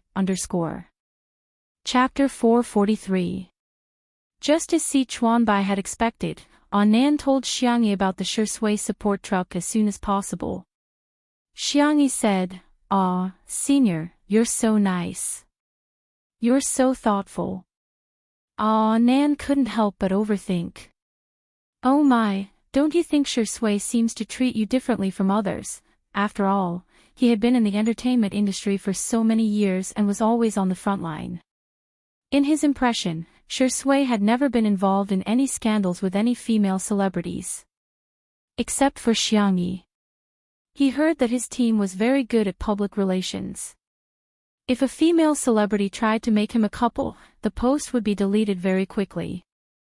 However, now, there were all kinds of news, gossip, and posts about him and Xiangyi on the internet, but Shi Sui's team didn't delete a single post. Xiangyi asked in confusion, hasn't he always been so nice? Ever since she was a child, Shi Sui had always been gentle and gentlemanly. He was also impeccable when it came to dealing with others and was very popular with her brother. He was also liked by the elders. Nan opened his mouth and said, I don't think so. While the two of them were chatting, Su Tumi suddenly leaned over and exclaimed angrily, Xiangyi, why didn't you reply to my message? Xiangyi said, sorry, I didn't look at my phone. Su Tumi pouted. She had a sweet and pleasant appearance in the first place, and when she acted coquettishly, it would make one's heart soften. Tell me then, why do you smell so good? Xiangyi didn't know whether to laugh or cry. She sent her the link of the body lotion that she often used and casually said, do you like sweet perfumes? Give me an address then, I'll send you some homemade perfume later. Su Tumi asked in surprise, you know how to make perfumes? Xiangyi said, I'm an amateur. Su Tumi believed her, but she didn't want to dampen Xiangyi's enthusiasm. After she was rejected when she sent her homemade soap to others previously, she didn't want to make any more handmade products. Okay, I'll try it then. The two of them chatted for a while and rushed over when they heard the director shouting through the loudspeaker. Recording countdown, 5, 4, 3, 2, 1. Now, I'll announce the rules of the game this time. This round uses the real-life CS competitive mode. The game is divided into 2 teams, red and blue. there are two ways to win. One is to kill all the members of one team, and the other is to take the other team's flag first. Members of both sides, please guard your own flags and try your best to kill the opposing players. The player with the most kills or the greatest contribution will be the individual MVP of this round. That's all. The game starts now. All the artists were blindfolded and brought to different areas. The moment he saw the light again, he felt a slight pain in his eyes. Xiangyi narrowed her eyes and quickly adapted to the light. She began to judge the environment she was in. Before coming here, Anan had changed her hair into a bun. Xiangyi casually broke a branch of a plant, weaved it into a hat, and put it on. She rubbed the toy gun in her hand. It was an imitation of a sniper rifle called the Fall of the Gods, and it even came with a scope. Xiangyi was not in a hurry to look for her teammates. Instead, she first hid the team's flag in a secluded place. In order to ensure the gaming experience, there were no cameramen following them. However, there were cameras all around, and there was one above each artist's head. The sound of footsteps could be heard. Xiangyi skillfully lay prone in the secluded place, loaded the gun, scoped in, and aimed at the source of the sound. The person who came was not wearing the blue team's badge. Bang! Xiangyi fired without hesitation. Chapter 444. The shot was decisive and firm. The girl's long eyelashes fluttered, and her fingers on the trigger were fair and soft. She didn't tremble at all. She shot him in the heart. The blue dye exploded and covered his upper body. The popular little fresh meat, Jun Han, was at a loss. He had a feeling that it was over before it even started. The announcement sounded. Player Xiangyi has killed player Jun Han. Player Jun Han is out. Immediately afterwards, another announcement sounded. The resurrection card has taken effect. Player Jun Han has been resurrected. 2 more lives. Xiangyi raised her eyebrows and was about to fire a second shot when she heard Jun Han hurriedly say, "Sister E, don't shoot, he's one of us." He hurriedly took out the blue team badge from his pocket and put it on. Xiangyi was speechless. So I killed my teammate for the first time. She walked out from behind the tree, feeling a little embarrassed. Sorry, I thought you were on the red team. Jun Han sighed. I deliberately took off the badge to confuse my opponent, but I didn't expect to confuse my teammate. In the director's office, the director laughed so hard that he was almost out of breath. He could already imagine how overjoyed the audience would be when they saw this scene. This little accident was naturally funny and was not something that could be written in a script. Xiangyi and Jun Han walked together. Jun Han was a talent show winner and was very good at business and socializing. Even if he didn't have anything to say, he could still strike up a conversation with Xiangyi. I've watched 2 Under One Roof. Xiao Naofu and little Shiji are so cute. The scene of Shi Sui running with them every day is so funny. It was normal to walk dogs, but it was rare to walk cats, let alone run with them. Xiao Naofu was often as tired as a dead dog and had to stay in Shi Sui's pocket for the second half of the journey. It would stick its head out and pant heavily. Xiangyi asked with a subtle expression, running. Did he bully Xiao Naofu? Stunned, Jun Han said hesitantly, Sister E, aren't you going to watch the replay? Xiangyi shook her head. Jun Han was speechless. He felt like he had accidentally dug his own grave. He hurriedly changed the subject. The item I got in the previous round was the resurrection card. What about you, senior? In the previous round, Jun Han was ranked second. Xiangyi, not yet. She took out a small envelope from her pocket and opened it. There was a card inside. Elimination card, description, using this card can eliminate 1 player. Wow, this card is good.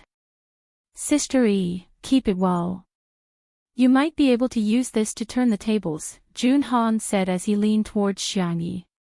He didn't dislike CP fans. On the contrary, he knew what CP fans would bring. Heat. Besides, in the current environment of the industry, even if there were rumors about a couple, it was mostly about female artists. Even if she scolded him, what was it in the face of traffic and profits? However, Xiangyi did not intend to cooperate with him. She quietly widened the distance between the two of them. Junhan vaguely realized that she was rejecting him, but he refused to give up. He asked, "Sister E, are you tired? Do you want to take a break?" Xiangyi glanced at him. Junhan didn't know if it was an illusion, but he felt that she was a little disgusted with him. The girl stopped and broke a branch with a crack. She then broke off the branch with her bare hands and handed it to Junhan calmly. "If you can't walk, I can use this to pull you." Junhan. Did she interpret his concern as her stamina being poor? "It's not convenient to carry you. How about I carry you?" Xiangyi asked sincerely. Chapter 445. Xiangyi was telling the truth. Although she was stronger than ordinary girls and knew how to use her skills, Junhan was still tall and it would be more troublesome to carry him on her back. However, it would save her a lot of effort to carry him. Junhan forced a smile and said, no need." Xiangyi's eyes were clear and bright. Can you persist? If you can't, don't force yourself." Junhan exclaimed, I can, really." Xiangyi shoved the branch to him and said, "Then use it as a crutch. If necessary, you can use it as a weapon." Junhan was obviously much quieter during the rest of the journey. Gradually, 5 players were eliminated. There were 3 people left in the blue team and 2 in the red team. The players in the red team were all eliminated by Xiangyi. Junhan was also able to witness Xiangyi's terrifying hit rate. All of them were shot in the heart without exception. He suspected that if it weren't for safety considerations, Xiangyi might have shot him in the head. Passing by the water source, the 2 of them successfully met up with their third teammate, Bai Wuxia. At the same time, Su Tumi screamed from not far away, "Don't come over, help." Bai Wuxia was considered a respected senior. Although he wasn't very popular now, he had a high status in the circle. He said, "This isn't a trap, right? A honey trap to lure the enemy in." Xiangyi said with a solemn expression, "I'll go take a look." Bai Wuxia said confidently, Xiangyi, you don't understand. You'll fall into their trap as soon as you go. You're the sharpshooter of our team. If you fall into their trap, how are we going to win?" Junhan hesitated for a moment, but he didn't refute, tacitly agreeing with Bai Wuxia.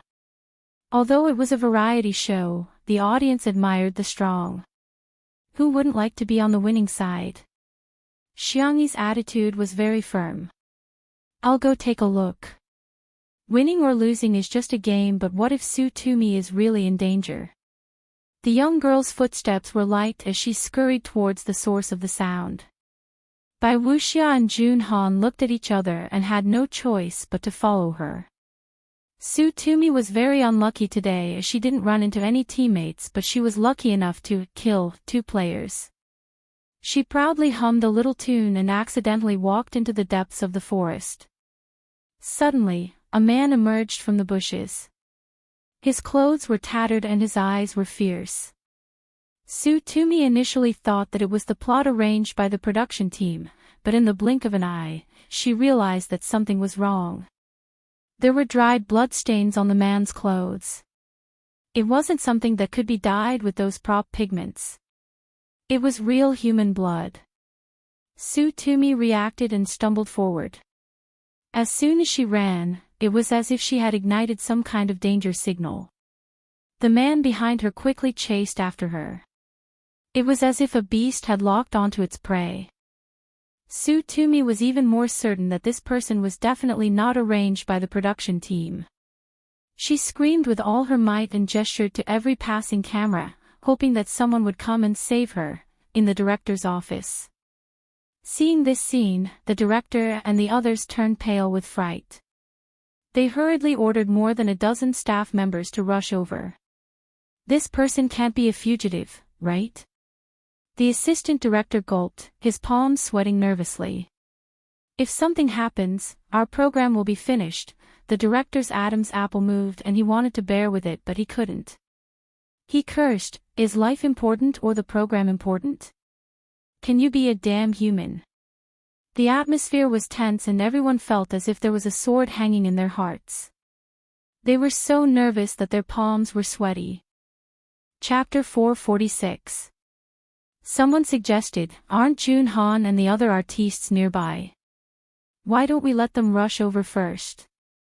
However, someone soon retorted, how can we do that? What if that man has a weapon? It's too dangerous. Everyone was full of regret. They thought that they had made full preparations, but who would have thought that such an accident would happen? Suddenly, the director exclaimed, Xiangyi is going over. Ha! In the lush and deep jungle, Xiangyi's footsteps were light and she ran extremely quickly. She rushed to the source of the sound as quickly as she could, but there was no one around. There were only traces of the grass being crushed. Every artiste was equipped with a headset for emergency communication. The director hurriedly contacted Xiangyi and said, Su Tumi is not far from you, she's right in front of you at 3:00. Before she finished speaking, she had already followed the traces on the ground and ran straight. Somewhere behind the bushes. Su Tumi's mouth was covered by a pair of dirty hands and she felt suffocated. At first, she could still make some muffled sounds, but soon, she didn't even have the strength to make a sound. Tears rolled down her cheeks. Su Tumi never thought that she would encounter such a thing. For a moment, she even felt that perhaps dying here would be the best outcome. Otherwise, what should she do when the entire entertainment industry finds out about this? The sound of the man's rapid breathing came from behind her, accompanied by the rustling of clothes.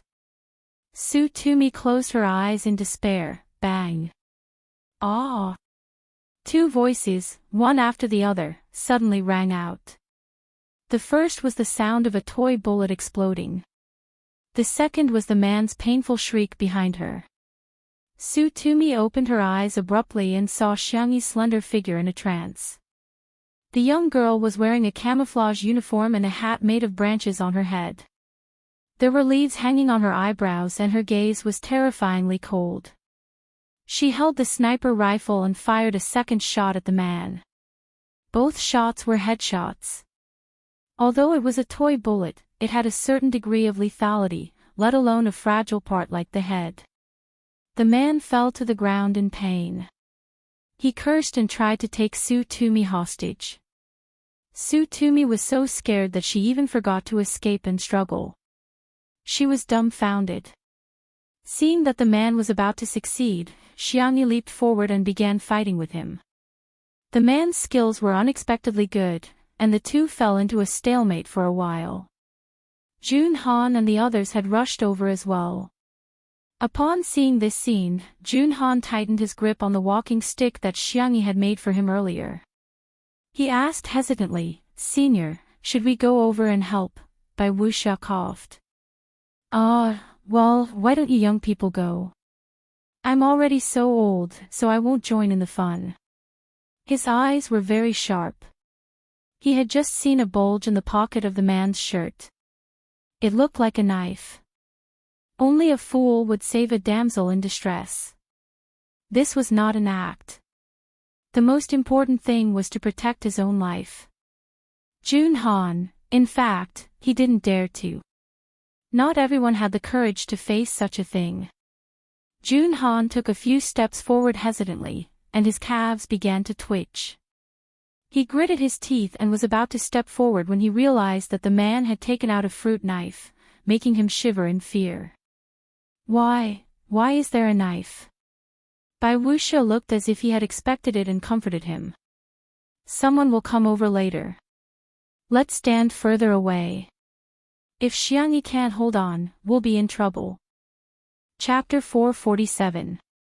Little did they know that their conversation was all picked up by the equipment and transmitted back to the director's room. All of a sudden, the room was silent and even the sound of breathing seemed to have disappeared. To be fair, Bai Wuxia was right.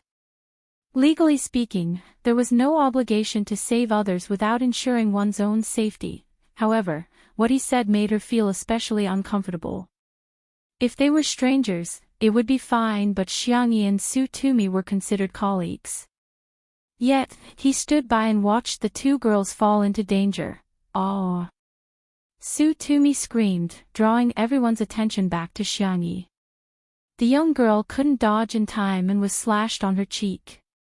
However, she also found a flaw in the man's defense and removed his arm. She kicked the knife away and restrained him with her knee. The man refused to give up and the two of them got into a fight.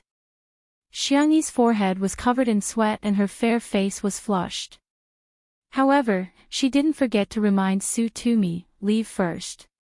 Su Tumi's eyes were red and there were still traces of tears.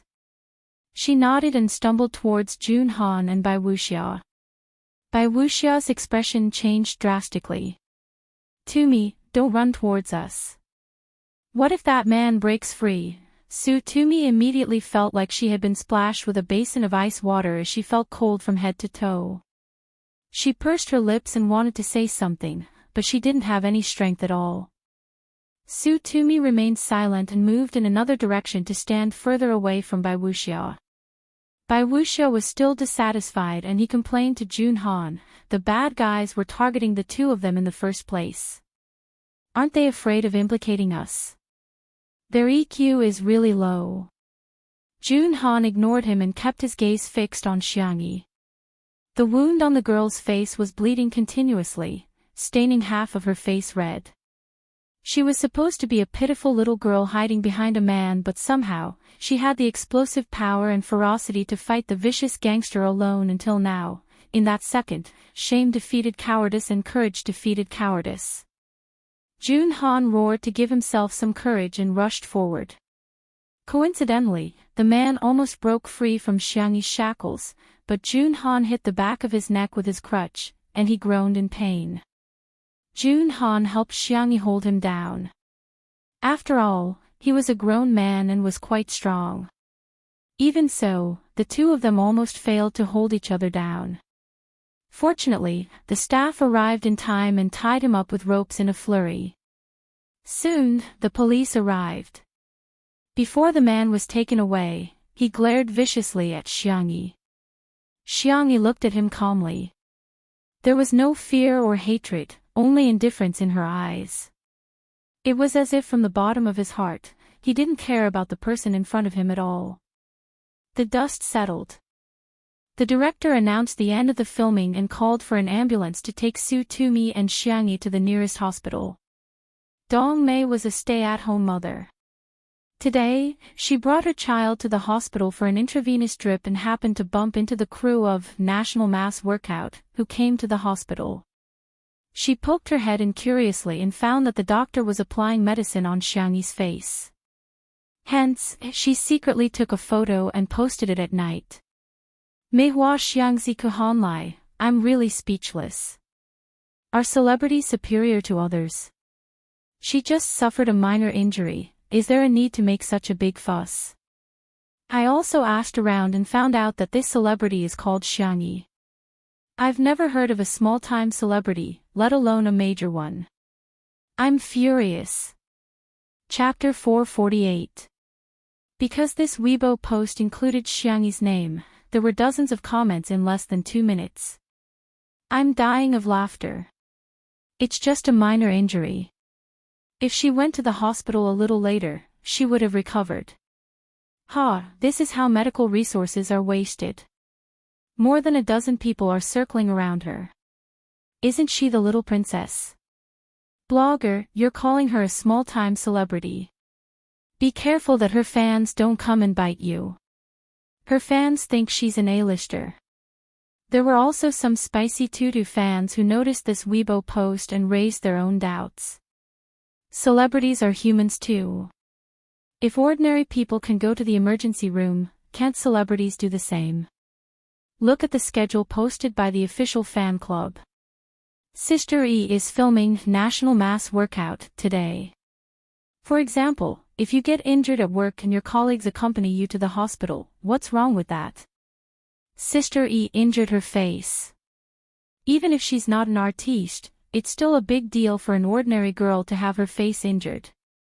There are only 2 doctors and nurses among the dozen or so people. The others are obviously staff. How can they criticize her? Dong Mei paid the fee and opened her Weibo account excitedly. She had never received so many comments on her Weibo posts in the past. Now, she saw that there were hundreds of comments below, and there were also fans and haters arguing fiercely. She felt as if she had suddenly gained a sense of existence and many people were paying attention to her. Her vanity was greatly satisfied. Hence, Dong Mei posted 2 more Weibo posts. Meihua Xiangzi Kuhanlai, I heard from other patients that they even used a stretcher. I wonder why someone with an injured face has to sleep on a stretcher. Meihua Xiangzi Kuhanlai, I bumped into Bai Wuxia when I was paying the bill. He doesn't look old at all. He's still as elegant as ever. He's especially charming. TSK, the entertainment industry is still the best. He'll even take the initiative to help the younger generation pay, unlike some small-time celebrities who wish they could wrap themselves up like mummies. These 2 Weibo posts aroused the anger of many netizens. Through the screen, the netizens attacked Xiangyi, other celebrities, and the culture of the entertainment industry, as if everyone was a judge. Dong Mei enjoyed the dense comments with relish. She even ignored her son who told her that he was thirsty and wanted some water. After Su Tumi's diagnosis came out, she was greatly shocked and needed to rest well. Jun Han also suffered some scratches. On the contrary, Xiangyi was the one with the most serious injuries. There were bruises on her arms and knees. Her left wrist was slightly fractured. The skin at the corner of her mouth was cut. There was also a knife wound on her face. Little girl, your wound may leave a scar. The doctor sighed. He heard about Xiangyi's heroic act and felt that it was a pity. But he was afraid that Xiangyi would be sad, so he comforted her, but don't worry, the medical technology is very mature now. If it's done well, there won't be any scar. Xiangyi thanked him and handed a tissue to Ah Nan with her right hand. She said helplessly, all right. Don't cry. She didn't cry, but Ah Nan cried miserably.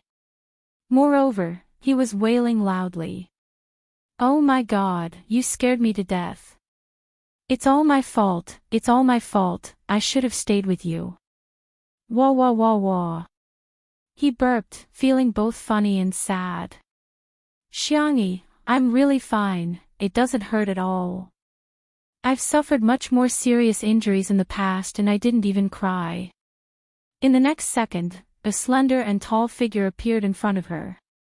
Xiangyi suddenly felt a little pain. Chapter 449. Shi Sui strode into the emergency room and saw Xiangyi sitting obediently on the treatment chair. Her eyes were clear and bright as she looked at him quietly. The heavy stone in his heart finally fell to the ground. He subconsciously heaved a sigh of relief. However, when he saw the gauze on Xiangyi's face and wrist, his brows furrowed. The man's Adam's apple bobbed. Words of concern were on the tip of his tongue, but he didn't know how to say them. All the formalities and etiquette had lost their effect in front of her.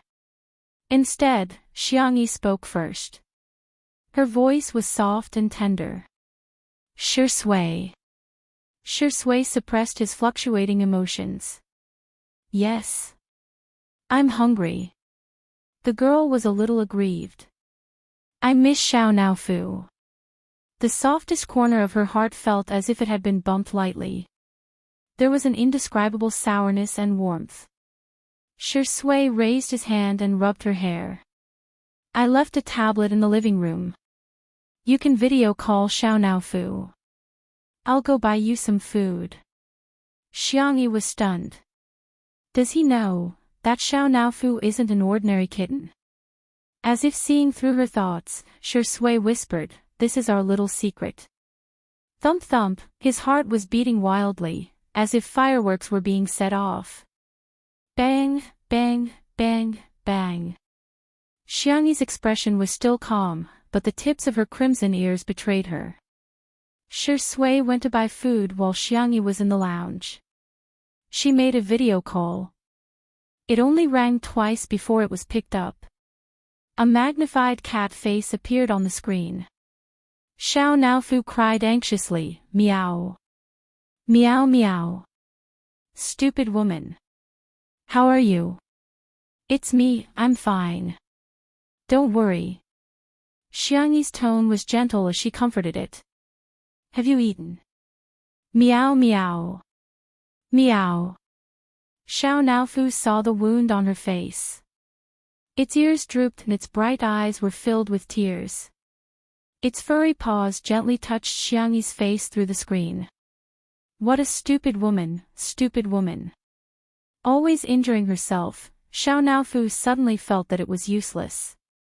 If only it was a ferocious tiger, it could protect this stupid woman from being bullied by bad guys. Although it didn't want to admit it, it had to admit that it could only be a useless kitten. Little Shiji leaned over and nudged Xiao Naofu with his creamy yellow head, seemingly trying to comfort it. After Xiangyi video called them for a while, Shui came back with the food. When the director of National Mass Workout saw him, he was extremely surprised. He didn't expect that someone like Shui would lower himself to buy food for Xiangyi. "Are you here to see Sister Yi?" The director still had a lingering fear when he recalled the scene where Xiangyi fought with the bad guys. He sighed and said, "Fortunately, Sister Yi was here. Otherwise, the consequences today would have been unimaginable. What if Su Tumi was really? Not only would Su Tumi be traumatized for the rest of her life, but everyone in the production team who had a conscience wouldn't forgive themselves either." Shui nodded in greeting, his attitude slightly cold. It was very different from his usual gentle and quiet way of dealing with people. The scriptwriter looked at his back and whispered, "Shui is so cold and aloof." The director smiled bitterly. "How is this cold and aloof?" "He's angry." However, it turns out that a person like Shui, who is so meticulous in every aspect, would actually give others a cold shoulder. Ka-cha. Dong Mei secretly took a photo of Shui's silhouette and was extremely agitated. She immediately posted it on the internet. Chapter 450. Meihua Xiangzi Kuhanlai, how delicate can a female celebrity be? It's just a flesh wound, yet she still has the cheek to ask Shui to buy food for her. I'm impressed. On the hospital bed, her son said weakly, "Mommy, I'm cold." "What are you cold for? Don't bother me." Dong Mei hollered impatiently. "Mommy is busy." The child pursed his lips and fell silent, watching his mother play with her cell phone. Is the cell phone more important than me? Dong Mei swiped her fingers and scrolled through the comments on Weibo, thinking that she would still see the netizens arguing or asking her to expose more information. To her surprise, the scene changed abruptly. Did Shui visit her? Sure bought food for Sister Yi, but I got candy. Hee, I'm going to piss you guys off. Shui just likes our mediocre Xiangyi. Oh my god, am I the only one who noticed that Shui is wearing slippers? The pair that he wore at home during the live stream. So he came here to see Sister Yi. KSWL. Dong Mei was dumbfounded. What's going on? Why isn't anyone criticizing Xiangyi anymore? In fact, there were still people who were criticizing her, but there were too many people who were indulging in candy. Hence, those comments were pushed down. However, Bai Wuxia, who was feeling guilty, accidentally saw this post on Weibo and hurriedly got his team to buy a trending topic. Hashtag Xiangyi acting like a big shot. Hashtag he felt that the netizens didn't care about the truth, but rather, they just needed to vent their emotions. Hence, he wanted to take advantage of the situation and push Xiangyi to the peak of public opinion while he pretended that nothing had happened. He could even create the image of an old senior who didn't want to become famous. The power of trending topics was terrifying. As soon as the words were posted, countless netizens clicked on them. When everyone saw Dong Mei's news, the words acting like a big shot, superior, and medical resources easily stirred up emotions and poked at their sore spots. All of a sudden, the netizens got excited and pointed their keyboards at Xiangyi. No way, no way, no way. She's acting like a big shot. Oh, so celebrities are the privileged class now. Can't you treat this kind of minor injury yourself? They just had to occupy medical resources. Our country's doctors and nurses are already overworked. Don't you know how to reduce the burden on the medical staff?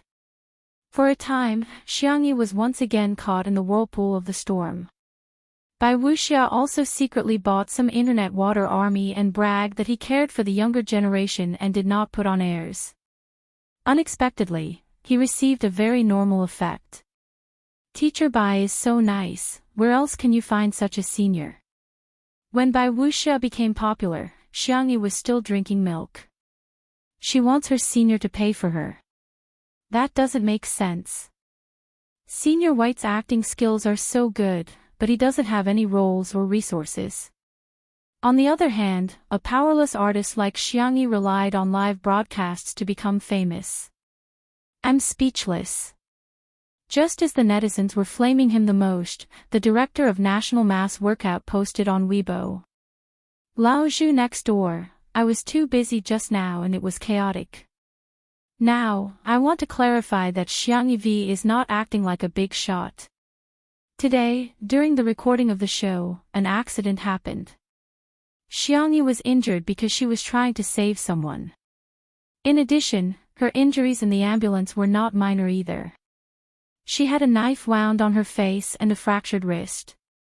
At that time, there were other injured artists in the ambulance. The three of them were squeezed into one car. Our staff drove the car ourselves, so there was no issue of occupying medical resources. Netizens, please think carefully. Be careful with your words. Be careful. Chapter 451. The three exclamation marks express director Zhu's indignation. Having been in the entertainment industry for many years, he could tell at a glance the twists and turns behind the hot search list. However, on account of Bai Wuxia's seniority, he didn't mention the fact that Bai Wuxia left Xiangyi in the lurch. The netizens who were scolding Xiangyi were dumbfounded. What? Is Xiangyi really that good? She's willing to sacrifice herself to save others. However, the focus of the Spicy Tutu fans was on the injury, and they all felt their hearts ache. Oh, what's going on? Oh my God, a knife wound. And on her face. And a bone fracture. What exactly happened? Xiangyi is so pitiful, her old mother is about to cry. There was a huge uproar on the internet. The lounge was quiet and cozy. Xiangyi scooped up steamed chestnut pumpkin with a spoon and ate it while Shui peeled an egg for her with his slender fingers. Is there anything else you want to eat? He asked. Xiangyi thought about it and tilted her head. Spicy hot pot. You can't eat spicy food now. I was just thinking about it, don't even think about it. Shui handed her the peeled egg. Xiangyi was both upset and angry. She bit off half of the egg in one bite and choked until her face turned red. Fortunately, Shui poured her a glass of warm water in time. Eat slowly, he said in a helpless and doting tone. Xiangyi paused and changed the subject in order to hide her embarrassment. When did you find out about Xiaonaofu? Shui raised his eyebrows. Isn't it obvious? Which kitten knows how to act and is so good at acting? Xiangyi was speechless. That's true. What else do you know? Xiangyi asked tentatively. She was just asking casually, but to her surprise, Shui looked at her deeply and said, "That youth from last year wasn't you, was it?" Xiangyi was speechless. Her eyes widened in shock. "He can tell." Shui said gently, "After all, I'm a professional at acting. Many things could be acted out, but what was acted out was ultimately just an act. It wasn't completely real." Xiangyi recalled the scene of her transmigration and felt a little guilty. That me, did I do anything to you at the hotel that day?" Shui slowly picked up an apple and peeled it. There was a hint of teasing in her lazy voice. "Sister E, do you think that youth will succeed?" He threw the question back. Xiangyi panicked even more. "No, it can't be that something really happened, right? Are you okay? Were they bullied? Was she taken advantage of? Have you been wronged?" The handsome man had a pair of deep and charming peach blossom eyes. "Sister E, what are you worried about? Are you afraid that I'm not clean?" Xiangyi's ears began to turn red as soon as she heard his flirtatious words. "That's not what I meant. Cleanliness or not, it's all the shackles of the secular ethics. It shouldn't become prejudice and be taken to heart." Whoosh, Shui closed the distance between the two of them. His eyes were pure black as he stared at the young lady in front of him without blinking. "So, Sister E, what you mean is that no matter what kind of person I am, Sister E won't mind?" Xiangyi vaguely felt that his words were a trap. However, she trusted Shui too much and instinctively replied with a soft, "Yes." "Then, what if I'm a bad person?" Shui asked with a smile. Xiangyi retorted instinctively, "No, you won't. You're very, very good." Then, she saw the man in front of her curl his lips. "What should I do? I don't want to be a good person at all." Chapter 452. Ha! Xiangyi's eyelashes fluttered. Before she could react, her eyes were covered. It was a sudden darkness. "Shui!" She called out to him in confusion. There was doubt in her voice. But she was not afraid. Shui paused in his movements. You." Xiangyi bit her lower lip and hesitated for a few seconds before asking, "Are you going to kiss me?" Shui was speechless for a moment. Although he wanted to be a bad guy from the bottom of his heart, after being exposed, he felt a little embarrassed. The rational person in his heart and the devil person were in a fierce confrontation. Xiangyi's face was completely red. Even her voice was trembling, but she still pretended to be calm and indifferent. "Then, you can kiss me." Bang! It was like fireworks bursting in the sky at the end of the century. Her heart was racing at the speed of a 100-meter dash. Her ears were filled with chaotic noises. For a moment, time seemed to have stopped. Shui's clear throat moved. His voice was a little hoarse. "Sister E, do you know what you are saying?" Xiangyi said, "Nan told me a phrase recently. I think it makes sense. I think I'm a little like an old pervert." Shui was stunned for a moment. After a moment, he laughed involuntarily. "You're really, whoosh." Her heartbeat slowed down. It was as if she had rolled on cotton candy in the clouds, wrapped in sweetness. Xiangyi waited for a long time, but he did not kiss her. She was a little nervous. She felt that Shui treated her differently. But she was not sure how much Shui liked her. Was it the same as her, or was it different from her? But now, he was not even willing to kiss her, so it might be the latter, because of the visual barrier. What she did not know was how hot and lustful the man in front of her was at this moment. He wanted to eat the little rabbit in front of him. He did not want to be a good person. Yet, he wanted to be a good person for her. Shui leaned close to her ear, and the warmth of his breath fell on the girl's slender white neck. "Do you like me?" Xiangyi said calmly, "Yes." "Not a fan of mommies?" I'm sorry, I've become a fan. It was dark in front of her, but her hearing was magnified. She keenly heard Shui's low and deep laughter. He said, Sister E, then I'll take it as you confessing to me. Xiangyi, was there something not quite right? There's no need for that. Shui's words made Xiangyi's heart sink to the bottom of the valley like a roller coaster. Then, there was a turn of events, as if he had ascended to the clouds. Wifey fan, do you want to try? Xiangyi suddenly pulled his hand away. In a moment of carelessness, she used her own broken hand. The pain made her suck in a breath of cold air. Shui frowned slightly and pressed down on her restless hand. Don't move. The girl's doe eyes were bright. Do you like me? Shui did not answer. Clearly, in countless movies and dramas, he could confess to unfamiliar actresses. But at this moment, facing Xiangyi, he felt embarrassed. He looked a little helpless, licked the corner of his mouth, and was about to say something when he heard Xiangyi say firmly, You like me. She used a statement, which was firm and full of courage. Shui was infected by her, and there was a happy smile on his face. Yes, I like you, and you like me too. Xiangyi coughed and raised her chin proudly. Then, we are in love with each other. Then, do you want to be my boyfriend? Chapter 453.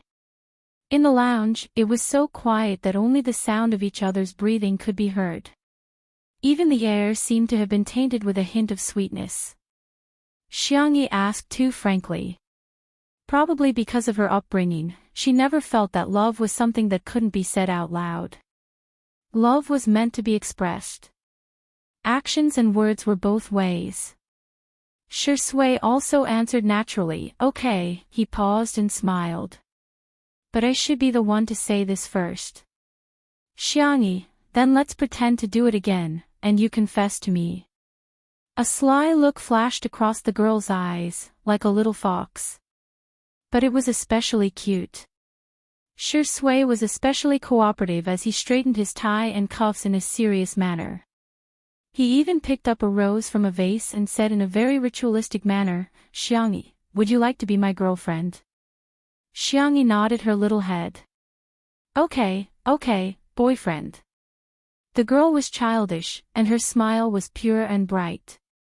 Shui picked up a half-peeled apple and was childish with her. Girlfriend, do you want to cut the fruit into small pieces? Xiangyi gestured with her hands. Boyfriend, I want it this big. The two looked at each other and couldn't help but laugh at the same time. Shui quickly peeled the apple, and the skin was not broken at all. Xiangyi sat on the bed wrapped in a blanket, eating the apple that Shui fed her, and her happy little legs dangled in the air. When Nan came in, he saw her sweet and silly smile. How did Sister E become so stupid? Nan strode forward and reached out to touch Xiangyi's forehead. Good girl, do you have a fever?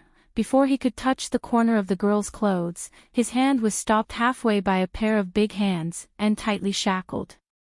Shui said neither too fast nor too slow, there are differences between men and women. Nan blurted out, You're already in the same room as Sister E. Aren't you a man? He's my boyfriend. After Xiangyi said that, she felt like a show-off. She shyly wrapped the blanket more tightly. Nan. His eyes widened as he looked at Shui in disbelief. Just like that, Shurindi was promoted. It took a few minutes for Nan to accept this reality.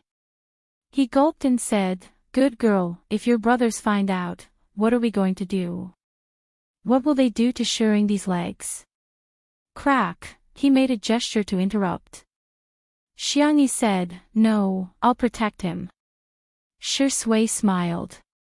Thank you, Sister E. It's great to have Sister E around, it's normal for a girlfriend to protect her boyfriend. Xiangyi looked calm on the surface, but her little body was twitching again. Nan looked at this scene in shock. Shurindi, why are you acting so natural with your gigolo face? He risked his life and said, "Shuringdi, if you act like this, your fans might think that you're living off a woman." Sure Sui raised her eyebrows. "Can anyone live off a woman?"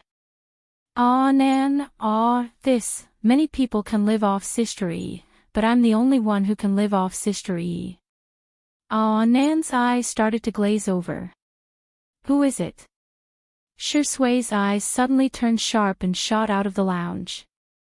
Nan quickly went to open the door and found a woman in her 30s secretly taking photos through the crack of the door with her phone. He said with a sullen face, "Madam, please delete the photos or videos." Being discovered, the woman panicked at first, then muttered softly, "Why are you being so fierce? Aren't celebrities supposed to be photographed by others?" Chapter 454. Nan was speechless. Celebrities also have their personal time and space. You're violating their privacy and portrait rights. Dong Mei saw that the other party wasn't tall and had colorful hair. He looked like a hooligan, so she didn't take on Nan seriously. She lied through her teeth, "I didn't take any photos, I was just looking." "Who took any photos? Don't talk nonsense and slander people. Which law says that ordinary people can't look at celebrities when they meet them?" Nan took a deep breath and resisted the urge to pull her hair. He tried his best to calm down and said, "Give me your phone. You can leave after I delete the photos." Dong Mei's eyes darted around and she had to stir things up. "My phone is my private property. Why should I give it to you? You're invading my privacy. Don't come over. Someone, nurse. Someone is robbing me." Nan was so angry that his head was buzzing. She was allowed to invade other people's privacy, but it was a crime for other people to legally defend their rights.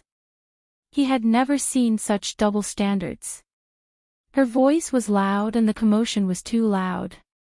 A nurse immediately rushed over to understand the situation.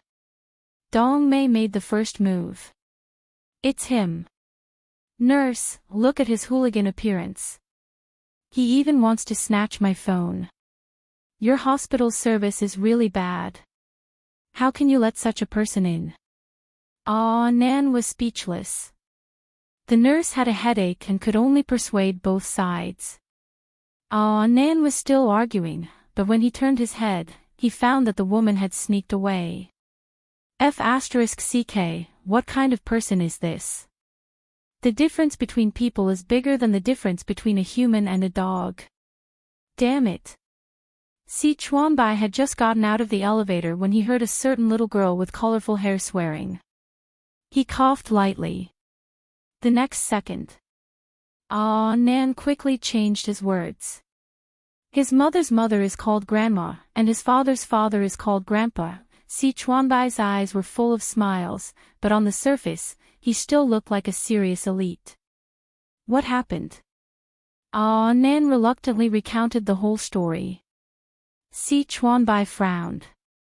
"I'm afraid that woman didn't secretly take 1 or 2 photos. Not long ago, a Weibo post was trending. Fortunately, Director Zhu came out to clarify. This hospital was located in a remote area, and there was not much traffic." He refreshed his Weibo. Sure enough, the other party had updated his Weibo, and his words were full of sarcasm. "Meihua xiangzi kuhanlai, oh my god, I can't stand how pretentious this female celebrity is. She even needs her assistant to feed her when she eats." What was even weirder was that there was a little hooligan beside her. His hair was dyed in different colors and he looked like a delinquent. "I only took a few photos, and he actually scolded me. Luckily, I was quick-witted and insisted that I didn't take any photos. He couldn't do anything to me. In addition to the text, she also attached a few pictures that she had secretly taken." Dong Mei was proud of her cleverness. She had set the settings that she could only comment if she followed someone. Now, her Weibo followers had increased from dozens to thousands. She was very excited. If it could rise to tens of thousands or hundreds of thousands, wouldn't she be able to become famous on the internet just by scolding celebrities? How could he earn money while lying down at home? She didn't expect that she would fail this time. And it was a thorough search. As for the untimely couple fans, they welcomed another wave of celebration. What assistant? This is Shuringdi. Shuringdi is feeding Sister I'm dead. Why are you feeding her with your hands? Use your mouth. Use your mouth. Do you hear me? Chapter 455. The group of fans chewed on the candies and screamed like groundhogs. This couple must be the most genuine couple in the entertainment industry, right? The sweetest, right? It's not a loss to invest in them. Shurshui's sister and Spicy Tutu's fans felt a little strange. Most people hoped that Shurshui and Xiangyi would be beautiful on their own, but the two of them were so close, they really couldn't help but think about it. Could it be, something's really going on? For a moment, the fans of both parties were discussing what to do if this couple was real. In addition to the couple, Dong Mei was also ridiculed by a large number of netizens. I'm dying of laughter. You don't even know who Shurshui is and you keep calling him an assistant. You're twisting the facts, you know. Aw, Nan's little colorful hair has offended you. It's clearly very artistic. Even ordinary teachers can't dye it that way. The blogger's smug face is really disgusting. Xiangyi is a celebrity, but she's also a patient. Other things aside, secretly taking photos of her is really tasteless. Looking at the abusive comments on the screen, Dong Mei's expression froze. Public opinion on the internet changed rapidly. 1 second, they would praise you to the heavens, and the next second, they would trample you into the mud. Those who use public opinion as a sword to kill would definitely die by the sword. She deleted the latest Weibo post dejectedly, trying to pretend that nothing had happened. Unexpectedly, the netizens scolded her even more fiercely. Oh, you're feeling guilty already. Are you there? Why aren't you jumping out and prancing around? Are you visiting your mother's grave? Secretly taking photos is illegal. Be careful to Brother V's lawyer's warning letter. Dong Mei panicked and trembled as she typed. Meihua Xiangzi Kuhanlai, I'm just an ordinary single mother who came to the hospital with her child and happened to bump into a celebrity. I don't know anything about the entertainment industry at all. I was just casually complaining, but I didn't expect it to attract attention. Let me go, stop scolding me. As soon as this Weibo post was posted, some people's hearts softened when they saw the words single mother. They were all humans and had compassion. At the thought of a woman raising a child, it was indeed not easy. Hence, many people not only stopped scolding her, but they also deleted their previous comments. Dong Mei saw that the comment section gradually calmed down and heaved a sigh of relief. Suddenly, a nurse shouted, "Whose child is this? Why don't you think so?" Dong Mei went over with the intention of watching a good show. She didn't expect that the one who fell down the stairs was her son. The child's knees were bruised and his palms were scraped. The drip bottle was broken and the needle in his hand was bleeding again. It was a shocking sight. The nurse was carefully removing the needle for him. "Mommy, I'm not in pain." The child's eyes were wet. "I can't find you. Where did you go?" The surrounding people looked at him strangely, as if they were silently criticizing him. A fire of annoyance rose from the bottom of Dong Mei's heart. "Who told you to look for me? If you just stay there obediently and get in for drip, do you know how to fall? You only bring me trouble every day." The child trembled in fear and said timidly, I just want to go to the toilet." An old granny next to her said unhappily, "The child is so young. How can you leave the child alone? As a mother, you are too magnanimous." "It's none of your business, old woman." Dong Mei roared and grabbed the back of her son's collar. You're so annoying. How old are you? Can't you go to the toilet yourself? The child was already at his limit when she grabbed him. He was so scared that he instantly peed his pants. The response he got was a slap from his mother. Chapter 456. Smack. The crisp sound made the people around them shudder in fear. Dongmei scolded, "Will you die if you hold it in for a while longer? You're already so old, yet you still wet your pants. How disgusting. Are you deliberately trying to embarrass me? Why did I give birth to a son like you?" The child's face turned pale as if he had done something terrible.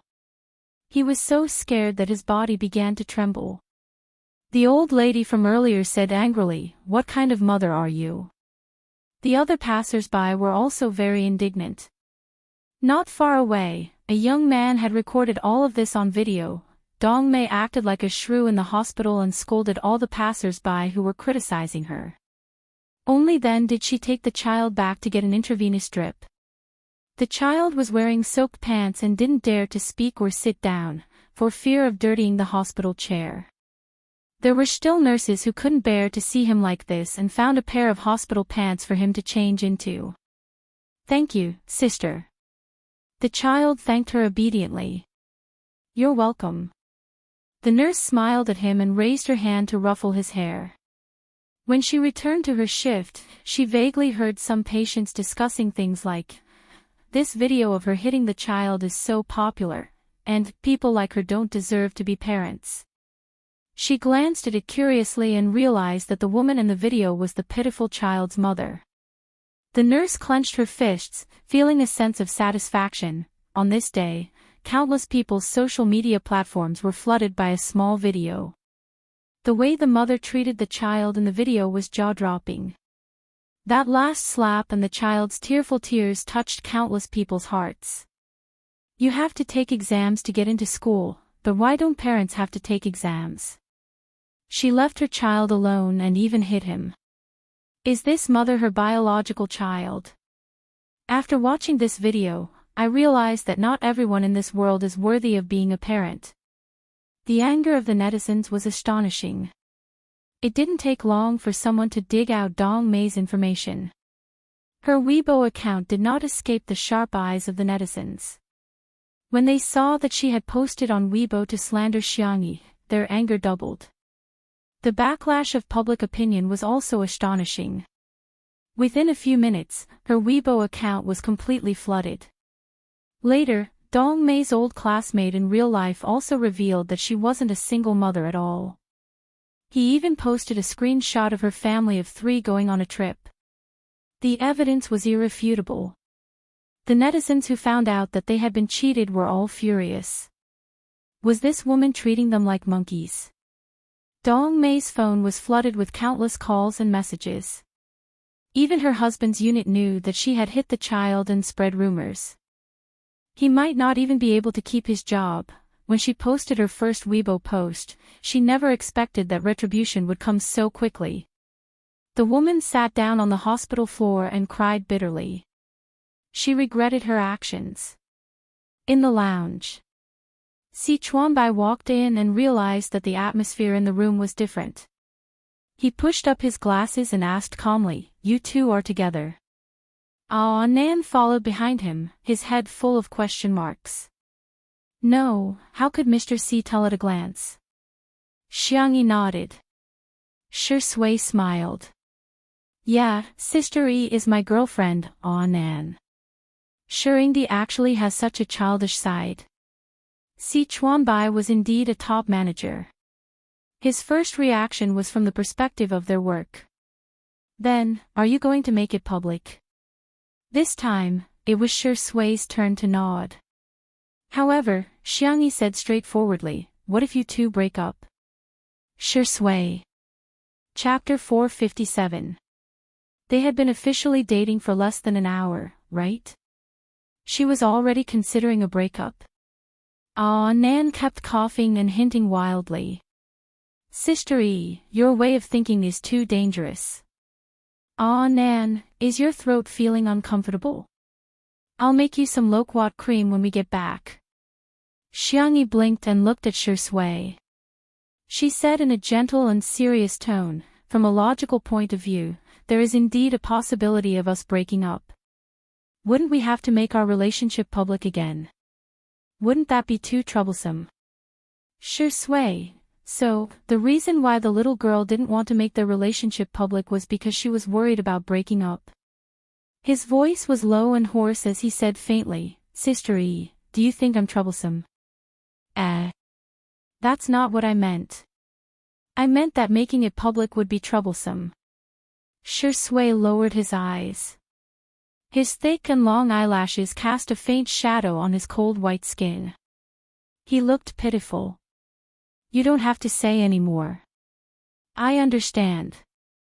I'll just listen to Sister E. Xiangyi wavered. She curled her toes and struggled for a few seconds. Then she said, why don't we make it public? Shui raised his chiseled chin, and his dark eyes lit up. Xiangyi, have you agreed to give me a status? That's great.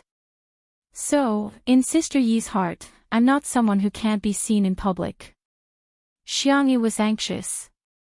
How could she forget that Shui was a fragile? Her man was her big baby. She had to pamper him. How could she hurt his delicate heart? No, I don't think of you that way. Ha! Then what does Sister E think of me? She thinks you're very good. Thus, Si Chuanbai and Ah Nan watched helplessly as the little girl wrapped in a small blanket shyly flattered Shui. Ah Nan. Shuringdi, even the tea sage would call you an expert when he sees you. Si Chuanbai looked like he couldn't bear to watch. What gentlemanly, refined, and ascetic persona. Fake, it was all fake. Dogs were Shui's true nature. Director Zhu and the others were so busy that their feet barely touched the ground, but they still took the time to visit Xiangyi. An apology would definitely be necessary. After all, if one were to look at it carefully, this was considered a mistake on the part of the production team. But I have good news to share with you, Sister E. Director Zhu smiled. Sister E, that man is a fugitive. The authorities have wanted him for a long time, but this person is very good at anti-reconnaissance.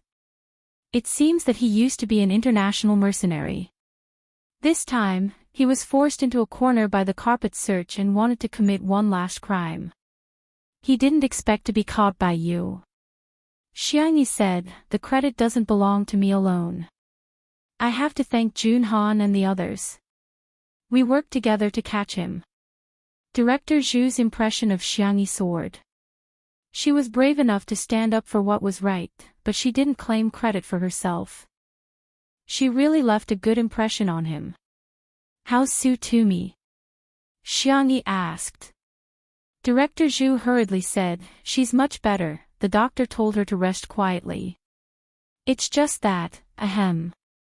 Director Zhu, feel free to speak your mind. Director Zhu said embarrassedly, she has been clamoring to stay in the same ward as you. If there are no empty beds, she can sleep in the same bed as you. Su Tumi was really frightened and had already cried several times. Xiangyi said, I'm not staying in the hospital. If she wants to rest quietly, can she stay anywhere? Director Zhu said, the doctor doesn't have any special requirements. Xiangyi thought about it and said, why don't you take her to my house? There are many empty rooms in my house. Shui, who was at the side, slowly typed a question mark. Chapter 458. Known facts. Frowny face. I have a girlfriend. My girlfriend has a girlfriend. Request, who can sleep in my girlfriend's bed first, me or her friend? The answer was self-evident. Shui licked the roof of her mouth with the tip of her tongue, feeling slightly displeased. Hearing this, Director Zhu's eyes lit up. That's great. Sister E, why don't I go back with you? Shui coughed with a sullen expression. Only then did Director Zhu realize how ambiguous his words were. He hurriedly explained, don't get me wrong, I'm just worried about the filming of this episode. If we redo the filming, Tsutomi won't be able to adjust her state of mind for a while. I don't intend to force you, but there won't be enough time for this episode. Sister Yi's words reminded me that I can divide this episode into 3 rounds of games. The 3rd round will be a vacation and leisure time after the workout. At this moment, Director Zhu still didn't know that in a few years' time, National Mass Workout would not only become the most popular variety show in the country, but it would also become a global hit. They even bought the copyright of the show overseas and took it back to make it into a local show. However, it was not as popular as National Mass Workout. Xiangyi didn't have any objections to that. I have no objections. Director, you can make the arrangements as you see fit. I will try my best to cooperate. Director Zhu rubbed his hands and looked at Shi Sui with a chuckle. Since we're all going, you definitely won't be able to avoid being in the spotlight, Shi Sui said indifferently. I'm fine with anything. Apart from 2 Under One Roof, Shi Sui had never been on any variety show before. It wasn't that the production team of National Mass Workout had never invited him, but he had always turned them down. She didn't expect him to agree this time. Director Zhu happily went to discuss with the scriptwriter and planner. Before leaving, he didn't forget to close the door. Director Zhu suddenly reacted. A single man and a single woman in a room, are these 2 people really a couple? Director Zhu was extremely efficient and he soon came up with a plan for the next filming. When Tsutomi heard that she could go to Xiangyi's house, she forced herself to perk up and insisted on riding in Xiangyi's ordinary car instead of her luxurious nanny van. Although Xiangyi had become the boss of Tomato Entertainment, she still used the same equipment when she went out. She didn't really care about these things. When Tsutomi got into the car, Shi Sui happened to be there too. She was confused. Senior Shi, aren't you going to take your own car? Shi Sui's expression did not change. Sister Yi is injured. I'm here to take care of her. Oh. Tsutomi answered foolishly. After getting into the car, she sat down beside Xiangyi. She was barefaced, and her skin was in good condition. It was just that her face was very pale, without a trace of blood. Drink some hot water. Xiangyi handed him a thermos. Tsutomi unscrewed the lid of the cup and found that there were wolfberries and red dates soaked in it. She took a sip and felt that it was warm. Her eyes stung, and she felt like crying again. Xiangyi asked, "Are you okay?" Hearing her soft and gentle voice, Tsutomi couldn't hold it in any longer. Humans seem to be like that. When they're alone, they can be very strong, but when others suddenly show concern for them, they can instantly break down all their psychological defenses. Tsutomi burst into tears. She cried so hard that she lost her image as tears and snot flowed out. Shi Sui looked away and looked at the scenery outside the window. Apart from Tutu, he couldn't be bothered to comfort the other women no matter how miserably they cried. Xiangyi said, "Tsutomi." Tsutomi sobbed uncontrollably and asked, "Do you despise me?" In the next second, Xiangyi patted her shoulder and gestured to her. "You can lean here and cry." Chapter 459. Tsutomi was stunned. The young girl in front of her had a calm gaze that seemed to be immersed in the gentle moonlight. Tsutomi pounced on her neck and burst into tears. She sobbed and said, "Why are you so nice?" Xiangyi gently patted her back and said, "Don't be afraid, I'm here." "Woo, Xiangyi, if you were a man, I'd definitely marry you." Xiangyi was about to coax Tsutomi, but she met Shi Sui's resentful and aggrieved gaze. It was as if she was a heartless man who had abandoned his wife and child. She cleared her throat and said, "It's impossible between us." However, Tsutomi burst into tears and hugged Xiangyi. "I don't dare to close my eyes. Once I do, I'll see that man." Xiangyi allowed her to hug her tightly and said softly, "Are you hungry? I have a lot of pigs at home, I can kill one for you." Su Toomey stopped crying. Or a chicken. I can make a large plate of chicken and eat it with noodles. Su Toomey burped and said, but I still want to drink chicken soup. I haven't had it in a long time. My manager has been telling me to lose weight. Xiangyi said, kill another one then. Su Toomey exclaimed, wow, can I be good friends with you for the rest of my life? They arrived at the manor. Li Jianyu looked at Director Zhu and the others in confusion. Aren't they the big shots of variety show directors? Director Zhu greeted enthusiastically, you're Shaoli, right? I've watched your show, it turns out that daily filming can be so interesting. You flatter me, Director Zhu, your show is the most exciting. It's a textbook example. The two shook hands and Li Jianyu felt like he was dreaming. He even secretly told Wan Qing that he wasn't going to wash his hands for the next 2 days. Unsurprisingly, Wan Qing rolled her eyes at him. As the deputy director, Wan Qing had interacted with Director Zhu before. After exchanging a few pleasantries, Wan Qing asked him about his intentions. Director Zhu said, hey, there was an accident during the recording. In order to make up for the time, we're going to add a game called Reward Time. We want the feeling of relaxation after a workout or even a vacation.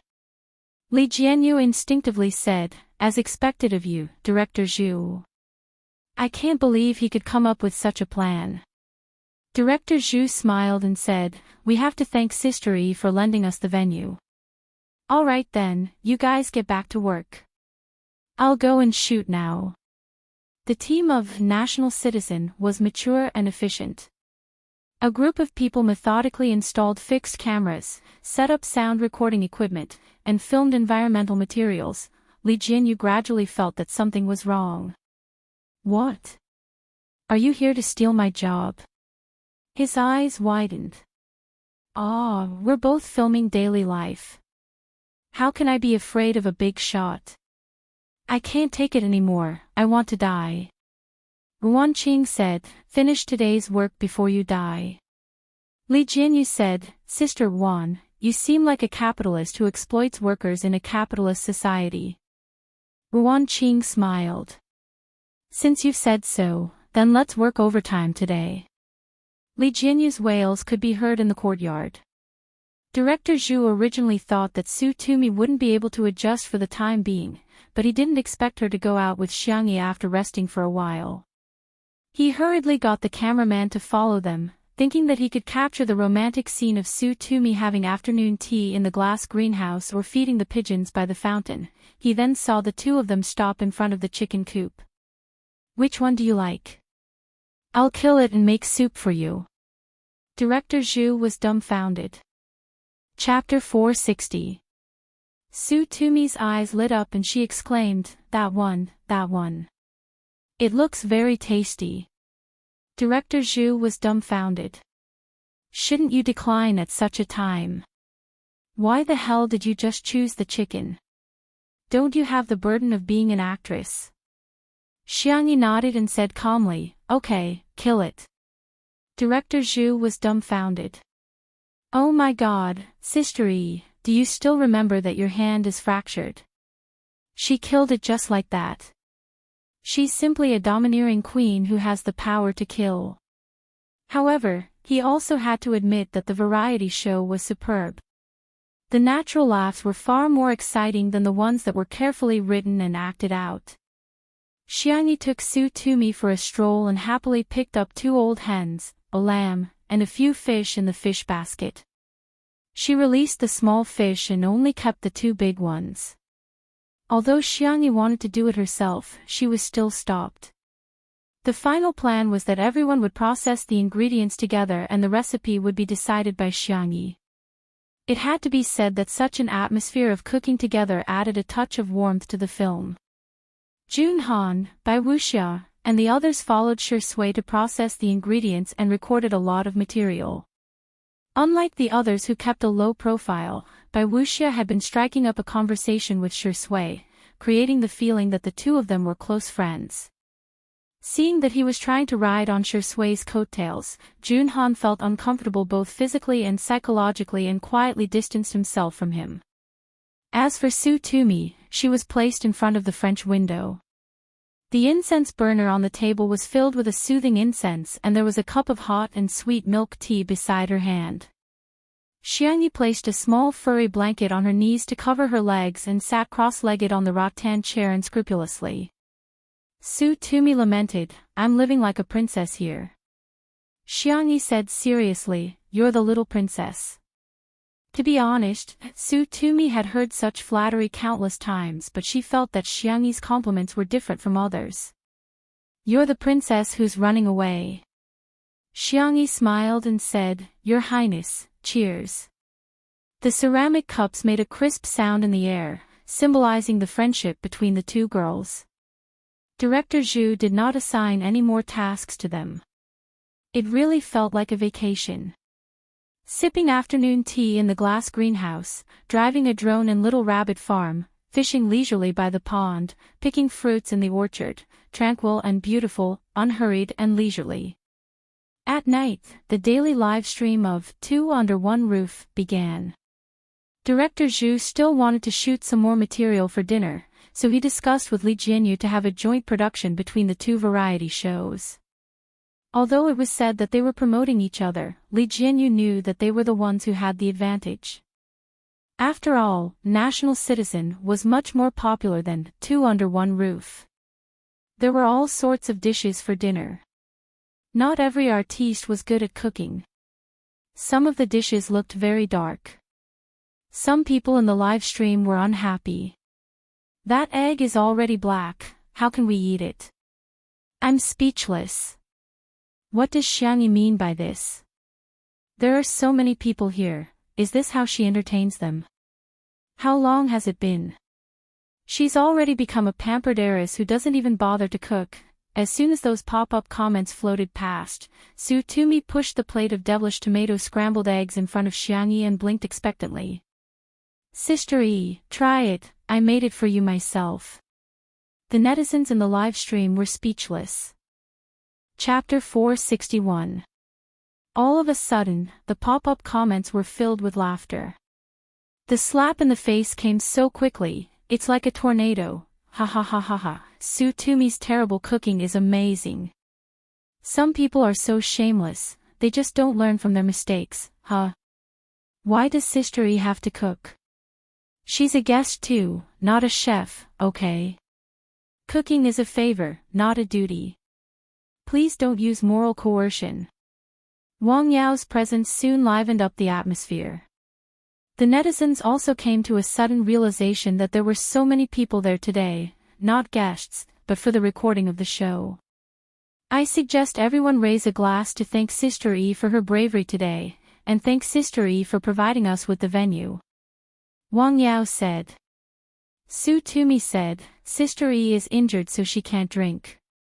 I'll drink on her behalf." She picked up the glass and downed both hers and Xiangyi's in one gulp. Wang Yao's brain twitched and he shouted, "Get together! Get together!" The others didn't know what was going on and hence, followed suit. In the live stream. "Yao Hua! Stop your dangerous comments. Sweet sister x soft sister, sweet and soft couple, I'm going to stand for 1,000,000 seconds. I'm dying of laughter." Shui has changed from a wife-coveting maniac to a wife-coveting Wang Yao. Wang Yao was yelling enthusiastically when he suddenly felt a chill on his back. He rubbed his arms, only to realize that he had gotten goosebumps. He turned his head sluggishly, only to see that Shui was staring at him with a smirk. Wang Yao shuddered and sobered up. "Sister E, your cat is so clingy, ha ha ha." He stiffly changed the subject. Ever since Xiangyi returned, Xiao Naofu had been nestled in her arms and refused to go anywhere. It wrapped its paws around her neck coquettishly. Xiangyi knew that it was worried about her, so she had no choice but to let it be. She raised her hand and rubbed the back of Xiao Naofu's neck. Xiangyi asked softly, "Do you want to drink goat milk?" "Meow," it sounded coquettish. Shui reached out. Give it to me, I'll hold it for a while. Xiao Naofu's face was full of rejection. If it was in the past, Xiangyi would have given him a hug. But thinking of what Junhan said, she asked, "Did you bully Xiao Naofu behind my back?" He took it for a run and even threatened to sterilize it if it didn't listen. Shui. Oh no, this is bad. The girl's cheeks puffed up slightly. You're not allowed to bully it in the future. Shui narrowed his eyes. His long and narrow eyes revealed a hint of danger. Even the cat was more important than him. The man exuded an oppressive aura, and the atmosphere at the table became much colder. Xiao Naofu, on the other hand, looked at Shui with an expression that said, "This Huhu is the most favored one." The untimely couple fans expressed that they had bumped into each other again. He's jealous, that D*MN man is jealous. There's always someone who can deal with you. If not, then I'll change to another cat. I suspect that this cat has really gained sentience and has real evidence. Green tea axe, brother, this family can't tolerate you anymore. Did you do something wrong? Don't make things difficult for me. You'd better pack up and leave. While the netizens were having fun, they heard Bai Wuxia say shamelessly, "Sister Yi was very brave today, but if I hadn't brought a rope over, that fugitive would have definitely run away." Everyone was shocked speechless by his confusing speech. Junhan, in particular, had always been ashamed and felt that he was too cowardly for not stepping forward to help. Bai Wuxia's words had directly overturned his worldview. In an instant, everyone was dumbfounded. Bai Wuxia was still speaking with confidence. Chapter 462. My dear viewers, you guys have no idea how dangerous the situation was today. Bai Wuxia's words piqued the curiosity of the netizens who were watching the live stream. So, what exactly happened today? I seem to have seen Director Zhu's Weibo post about Sister Yi saving the damsel in distress. Who did Sister Yi save? I'm dying of curiosity, Teacher Bai, hurry up and tell me. Director Zhu's expression changed slightly and he picked up his glass. Come on, Teacher Bai, let's toast. He deliberately changed the topic, but Bai Wuxia was determined to take credit and hence clinked glasses with him perfunctorily. While Xiangyi went to make goat milk powder for Xiao Naofu, he continued to narrate, "Our filming location in the afternoon is on the mountain. Who would have thought that there would be a fugitive hiding in the mountains? I heard that he has been wanted for a long time and he's a serial killer who specifically targets women." However, Xiao Su ran into him and the situation was critical at that time. Little Su had been dragged away. Fortunately, she was quick-witted and called for help loudly. As soon as I heard her voice, I immediately rushed over. I thought that since Xiao Su is a girl, it's only right for a man to protect a woman, isn't it? Besides, I'm old and Xiao Su and the others are like my children in my eyes. Of course, I have to protect them from harm. The atmosphere at the dining table was extremely strange. Junhan was so embarrassed that he kept digging his toes into the ground. The other artistes involved in the filming looked at each other in dismay. Su Tumi was reminded of those painful memories and she subconsciously bit her lower lip while her hand that was holding the chopsticks trembled. She put down her chopsticks and gripped the hem of her clothes so tightly that her veins were popping out. They were particularly obvious on her fair skin, the negative emotions were overwhelming and pressing down on him. Su Tumi thought that she had already gotten over it, but in fact, she hadn't. She was like a drowning person who Xiangyi brought to the surface of the water to take a breath of fresh air. After a short moment of salvation, she was forcefully pressed back into the water. There were more comments in the live stream. Oh my god, reality is more exciting than television dramas.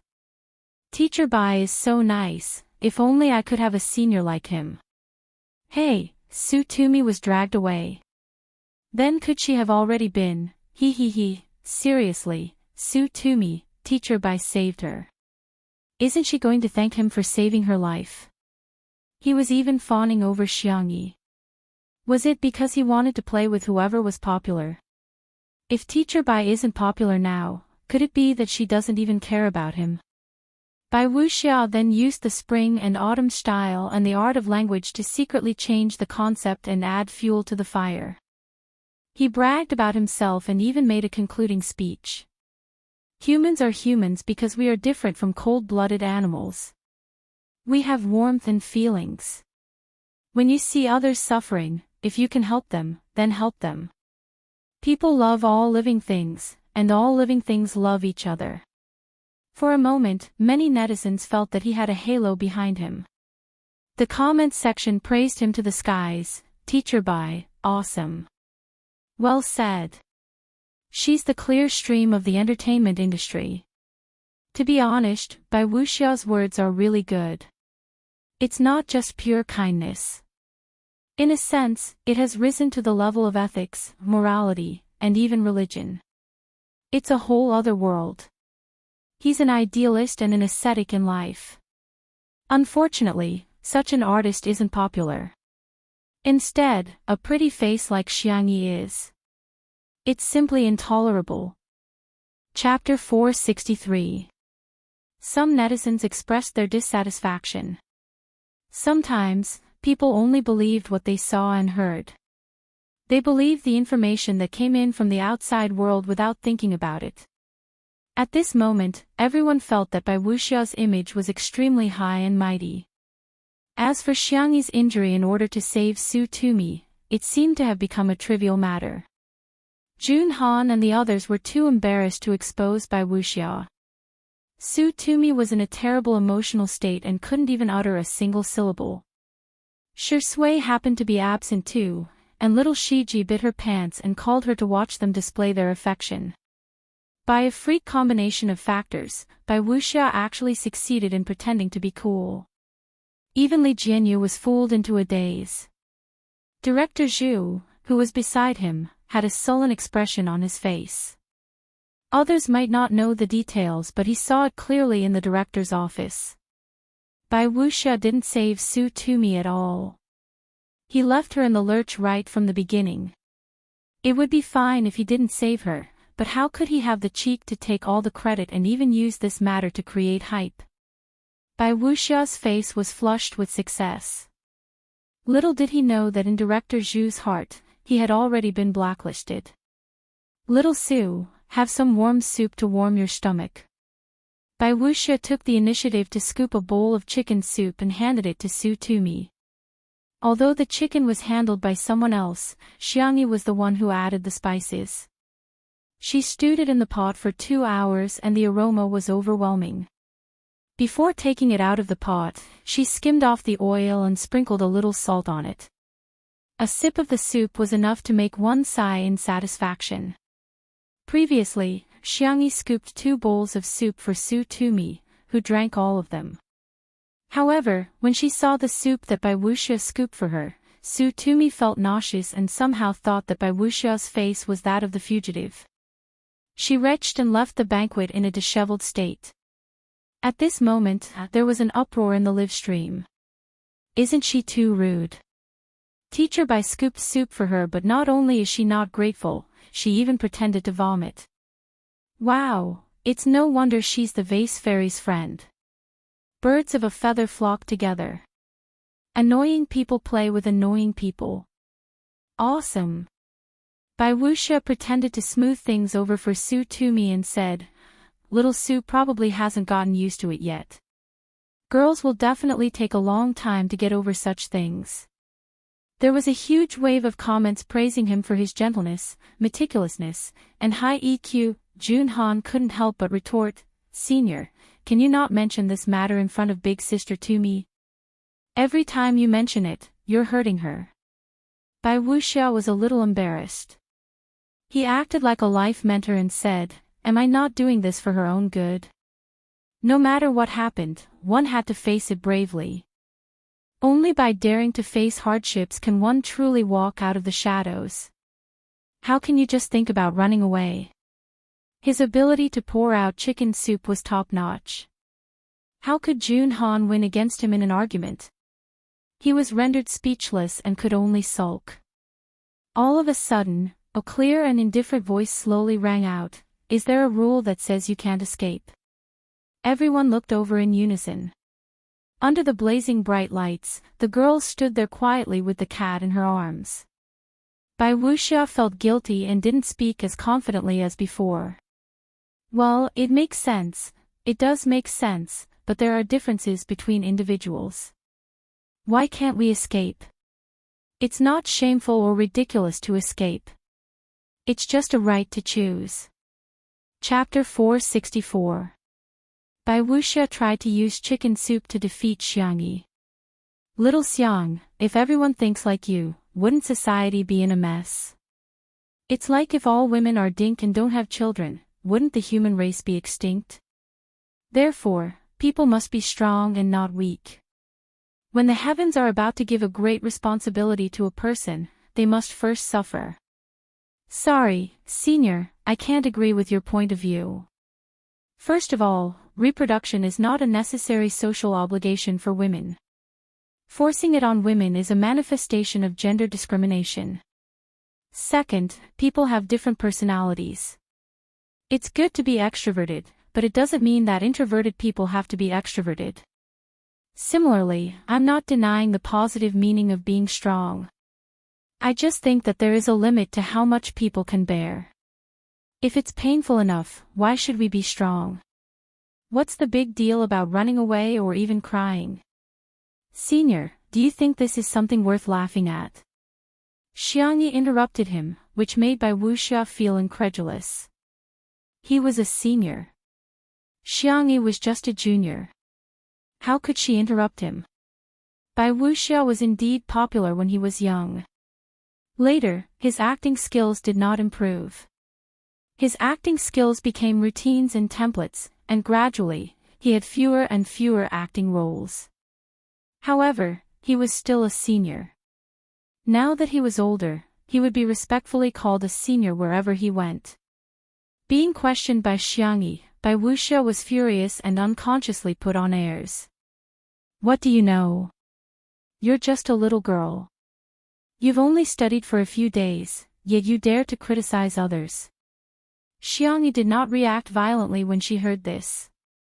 She said calmly, "Since Senior insists on his point of view, then I think we have nothing to say." Communication was first established on the basis that the two must be on the same channel. If it was a cross-server chat, then it would be meaningless. Xiangyi had never forced others to agree with her character. In the live broadcast room, Xiangyi's simple words made countless people fall silent. Yes, from childhood to adulthood, no matter what hardships they encountered, they always heard that they had to face it and overcome it. But today, they heard a different kind of voice. It turned out that running away was not shameful, and being weak was not wrong. Many people in front of the screen had a flicker of light in their eyes, revealing a trace of confusion. There was spicy tutu, but something interesting happened. Bai Wuxia seems to have dropped out of middle school. Where did he get the guts to be so fierce to Sister E? Sister E graduated from one of the top 2 universities in the country. I'm dying of laughter. Does the internet really have no memory? Back then, Teacher Bai kept saying that he was going to win the Nobel Prize for acting. At that time, he was ridiculed by the crowd. My boss is exactly the same as Bai Wuxia. You talk to him about money, he talks to you about life, you talk to him about life, and he talks to you about overtime. At the same time, he also talks about how the wolf culture 996 is good for young people. Everyone, wake up. This kind of person doesn't want to impart any wisdom of life to you at all. He's just using the form of preaching to satisfy his own selfish desires. The atmosphere at the table was very tense. Bai Wuxia put on airs. He thought that even if Xiangyi apologized to him, he would show her who was the boss. He wanted her to know that she had to follow the rules when dealing with her seniors. Unexpectedly, Xiangyi ignored him and turned her head to ask Jun Han, who was beside her, "Where's Su Tumi?" Jun Han was stunned. She seems to have gone to the bathroom. Thank you. Xiangyi nodded and picked up the tissue box and small blanket at the side. I'll go accompany her. Chapter 465. The young girl's tone was natural and casual, but it made Junhan's heart race. It wasn't the kind of heartbeat that came from love. Using his poor vocabulary to describe it, the most intuitive feeling he had was, he was moved by her gentleness. Junhan suddenly understood why so many people liked Xiangyi. The so-called popularity with the audience was actually not metaphysics, but rather, it was just because that person had a unique personality and charisma. In the bathroom, Su Tumi sat on the ground and swiped the screen of her cell phone with trembling fingers. She had lived to the age of 22 and had always been the center of attention. She lived a peaceful life and was always successful in everything she did. Even her entry into the entertainment industry was smooth sailing and her fans treated her like a princess. It was the first time she had come into contact with online violence that was even more terrifying than being called a baldy. Who told you to wear so little? Serves you right. Did they really do that to you? TSK, it's so dirty. Why did they pick on you instead of others? There must be a reason. I really can't stand your aggrieved expression. You must be very regretful that the other party didn't succeed. Wow, Su Tumi, you're actually still in the mood to eat. If I were you, I'd take 10 showers in the bathtub. Through the screen, she had no idea who the person opposite her was, but she could feel the malice. The more she saw, the redder Su Tumi's eyes became. Is it really my fault? Is it because I'm wearing too little, because there's something wrong with me, and because I'm not a perfect victim? Knock, knock. Someone knocked on the door. Immediately afterwards, Xiangyi asked in a gentle voice, Su Tumi, are you okay? Whoosh, Su Tumi covered her mouth as tears rolled down her cheeks. It was so hot that the back of her hand hurt. She sobbed and said, don't come in, I'm just going to the bathroom. As she spoke, she pressed the switch of the faucet, after which the sound of running water filled the air. Xiangyi stayed silent for a few seconds and said, okay, I'm not going in, I'll be right outside the door. I can chat with you or stay silent. Su Tumi heard a sound coming from behind the door. It seemed that Xiangyi had sat down. A door separated the two of them. They were very close to each other. One of them spoke clumsily, while the other was gentle and didn't expose her. I just wanted to tell you that I'm here. Hearing this, Su Tumi couldn't help but burst into tears. Wow, you're so annoying. I hate you, Xiangyi. Then, sorry. Xiangyi was a little helpless. I just feel that when you're sad, you'll feel even worse if there's no one by your side. Because she had experienced it before, she didn't want Su Tumi to experience it again. If you don't like it, I'll leave now. I'll leave the tissue box and blanket here. If you need them, you can open the door and take them. I won't let anyone disturb you. Before he could finish, Su Tumi opened the door and wailed miserably. You're not allowed to leave. Xiangyi said softly, okay, I won't leave.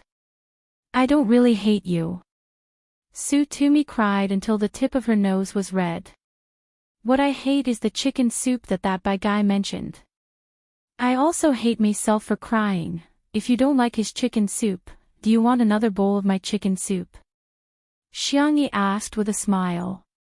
Su Tumi pursed her lips and cried until her shoulders shook. He's already touched it, he's tainted the pot of chicken soup. Xiangyi said, it's okay, there's still half a pot. I'll get you a spoon, you can drink from the pot. Su Tumi suddenly felt much better. Chapter 466. In the small kitchen. The firewood in the stove was still warm. Even though so much time had passed, the chicken soup was still piping hot. Su Tumi held the large spoon that Xiangyi gave her and blew on it before gulping it down. It was so delicious that she clenched her fists tightly. Before cooking, the oily parts of the old hen were removed and freshly picked mushrooms were added to absorb the oil. Hence, it wasn't greasy at all. The red dates and wolfberries not only gave the chicken soup a bright color, but also added just the right amount of sweetness. After drinking the soup, she took a sip of the mushrooms that were filled with the rich chicken soup. It was as if fireworks had exploded in her head and all her feelings were summed up in 2 words. So fragrant. It's so fragrant, it's so fragrant. Su Tumi's eyes were watery, perhaps because of the heat of the pot or because she was touched. As for the poisonous chicken soup that Bai Wuxia mentioned, she had completely forgotten about it. Bai Wuxia. Who is he? Is it important? His words are nothing. Sister Yi's chicken soup is the best. Without Xiangyi and Su Tumi around, the atmosphere at the dining table became even stranger. Bai Wuxia couldn't take it anymore and hence, he spoke loudly again, trying to belittle Xiangyi to prove that he was right. Confucius said that fathers and sons are related, monarchs and ministers are righteous, husband and wife are different, elders and children are orderly, and friends are trustworthy. It seemed that the rules of seniority had been completely forgotten by the youngsters. They don't even have the minimum respect for their elders. How ridiculous. He had always liked to quote from classics and often considered himself a cultured person because many artists in the entertainment industry had low academic qualifications. Many small-time artists didn't dare to say anything after being rebuked by him. Instead, they would feel ashamed because they were too ignorant.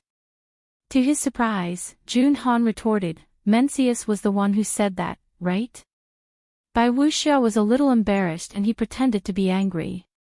What do you know? How dare you refute your senior just because you've read a few books? Jun Han was speechless. I studied Chinese for my undergraduate degree so I still have some knowledge about literature. Senior, do you think I can't even read? All of a sudden, the comments in the live stream were divided. I just checked. It's indeed a quote from Mencius, but Jun Han seems to have no EQ by pointing it out like this. What's wrong with our Han Han pointing out seniors' mistakes? What era is it now? You're still abiding by those feudal dregs. While the netizens were arguing ferociously, Shi Sui returned after feeding little Shiji. Bai Wuxia tried to get him to take a side and repeated what had happened just now. At that time, he had chosen the aspects that were beneficial to him. In the end, he said vehemently, Tell me, shouldn't we listen to Confucius? Am I right? Shi Sui said indifferently, Anyway, I know that Zhou Shuren didn't say that. Bai Wuxia, he had no idea why Shi Sui would mention this person, so he asked subconsciously, Who is Zhou Shuren? In an instant. The other people at the table tried their best to hold back their laughter. The live stream became a sea of joy. Ha ha ha, Shi Sui is so sarcastic. If you know how to talk, then talk more. Where can I buy your works? Is there anyone who doesn't know that Bai Wuxia has been pretending to be an intellectual all these years?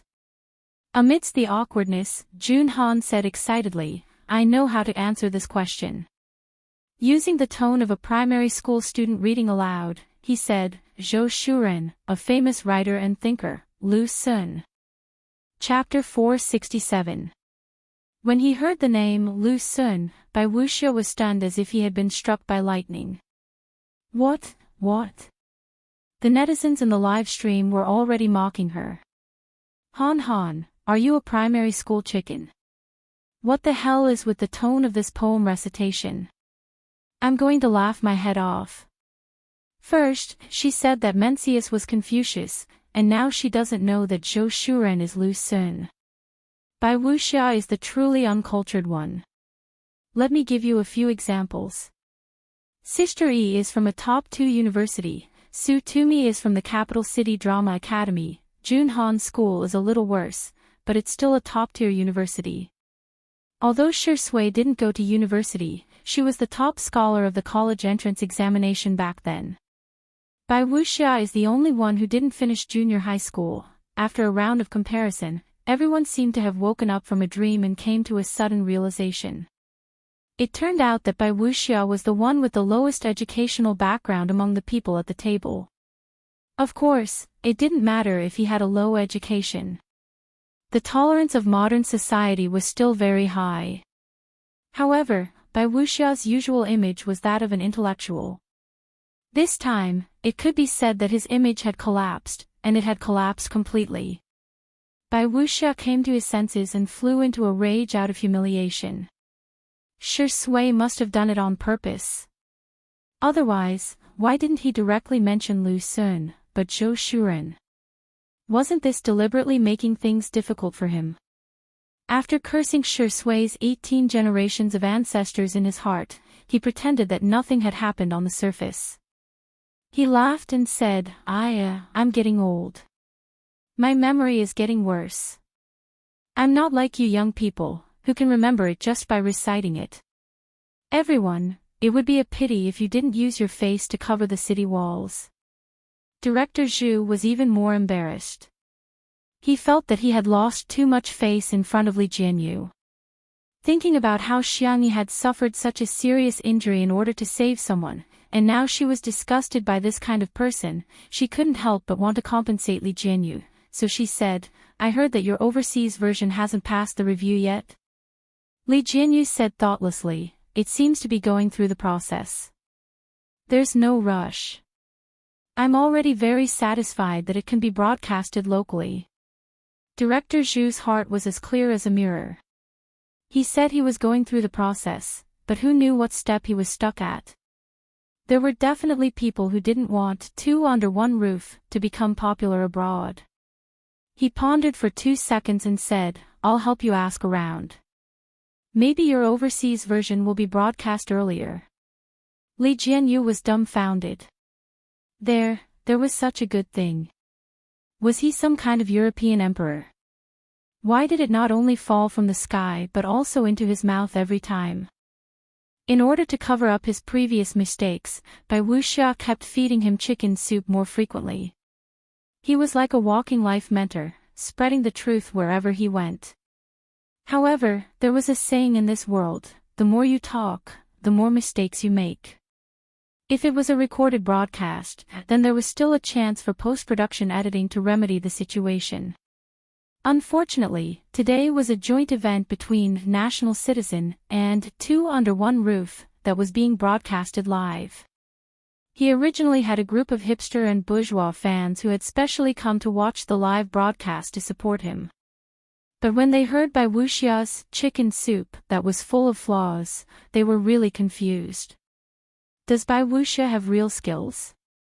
Why does it sound so weird? Shi Sui didn't say anything, but she raised her eyebrows slightly when he mentioned Xiangyi.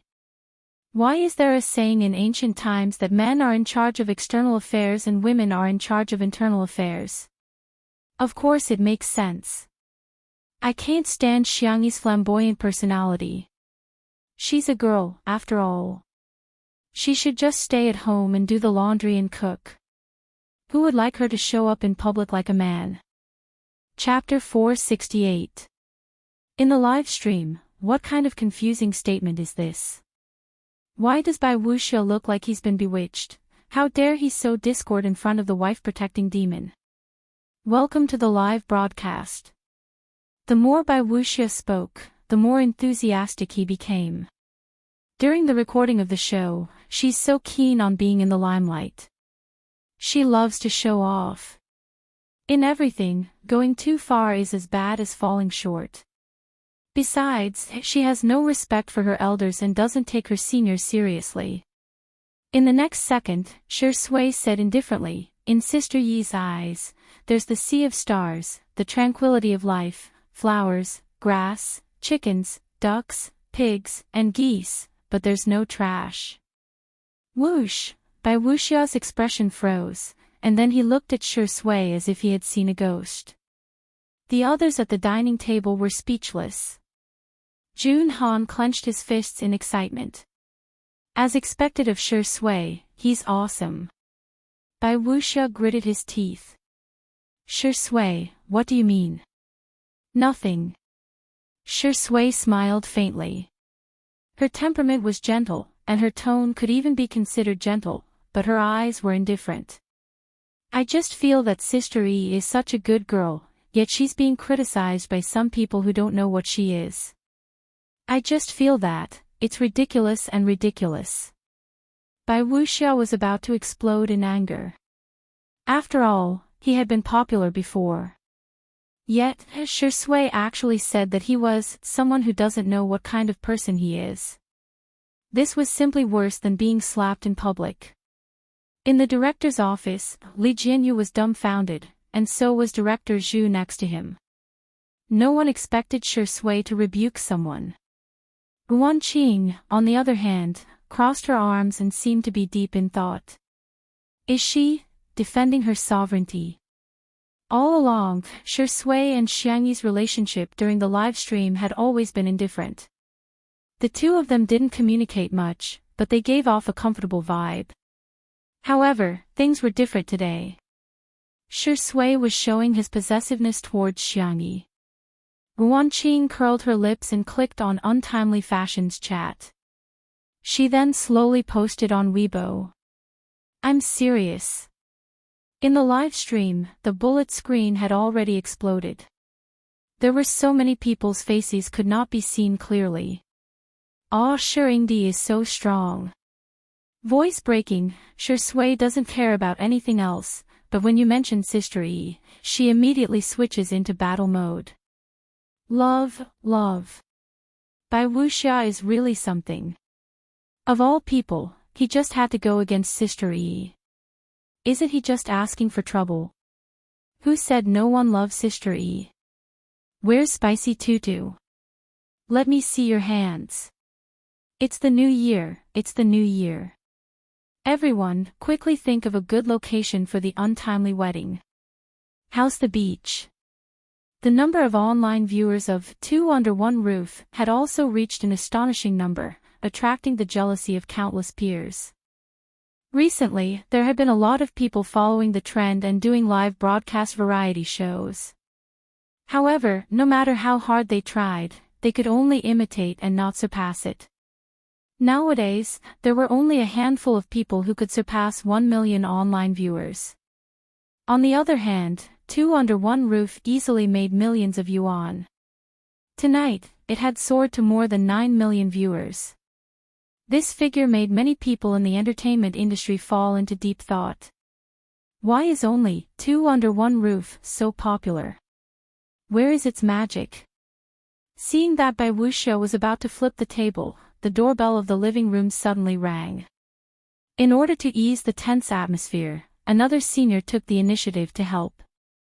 Jun Han, go run an errand and see who's here. Okay. Seeing that Bai Wuxia had been defeated, Jun Han was in a good mood as he happily went to open the door. The first thing he saw was a bright and eye-catching silk banner. Chapter 469. Jun Han was originally standing in a sloppy manner, but when he saw the row of righteous police officers outside the door, he hurriedly straightened his back. All of a sudden, everyone in the live stream was complaining, "He looks like me when I stood in a military stance during military training." Jun Han asked nervously, "Police uncle, may I ask what you're doing?" "You don't have to call me uncle," Jun Han asked straightforwardly, "Police uncle." "You'd better call me uncle. By the way, is Miss Xiangyi here? Are we here to give her a silk banner?" "Ha!" Jun Han was stunned for a moment before he hurriedly said, yes, I'll go call Sister E over right now." He dashed to the small kitchen and shouted as he ran, "Sister E! Sister E! There's a silk banner for you." At this moment, Jun Han still didn't know that because of this video, he would be made into a magical emoji pack. From then on, he would occupy half of the ghostly beast section and even have a place in the emoji world. Meanwhile, Bai Wuxia was dumbfounded. The silk banner in the police officer's hand can't be for Xiangyi, right? Xiangyi washed her hands and came over. She had already dealt with the police officer who had given her the silk banner the last time, so she asked him if he had eaten dinner. The other party swallowed his saliva and then said seriously, "No, no, Miss Xiangyi, thank you for your great contribution in solving the case of a major fugitive. This is a silk banner and a reward for you." He unfolded the silk banner and there were 8 words written on it: frowny face, courageous and righteous, a role model for young people. There was also a brand new check. After the cameraman got the other party's permission, he zoomed in and took a close-up. The amount was written on it, 200,000 yuan. The live stream was instantly shocked. I know about courageous and righteous acts, but what's with the major fugitive? This is the second time Sister E has received a silk banner, right? The police officer also gave one to Sister E during Mingxi Boys High School last time. Damn, a reward of 200,000 yuan is usually given to the most vicious criminals. What did this little vase do to earn so much money? Don't think too much, she must have provided some clues or something. With her small body, it's good enough that she doesn't cry when she sees a criminal. Many people thought that Xiangyi might have seen the criminal and reported the case, but in the next second, she was slapped in the face. Madam Xiangyi, on behalf of the South City Police, I would like to express my gratitude and respect to you. Thank you for seeing injustice and lending a helping hand to capture the fugitive. All of them. Stand at attention and salute. Several policemen straightened their bodies in unison and saluted Xiangyi with a standard salute. No one knew better than them that if it weren't for Xiangyi, the fugitive might have hurt Su Tumi or others, or he might have escaped and continued to commit crimes, leaving behind victims and broken families. However, Xiangyi had ended all of this. Director Zhu cooperated with the investigation and sent a copy of the video to the officials.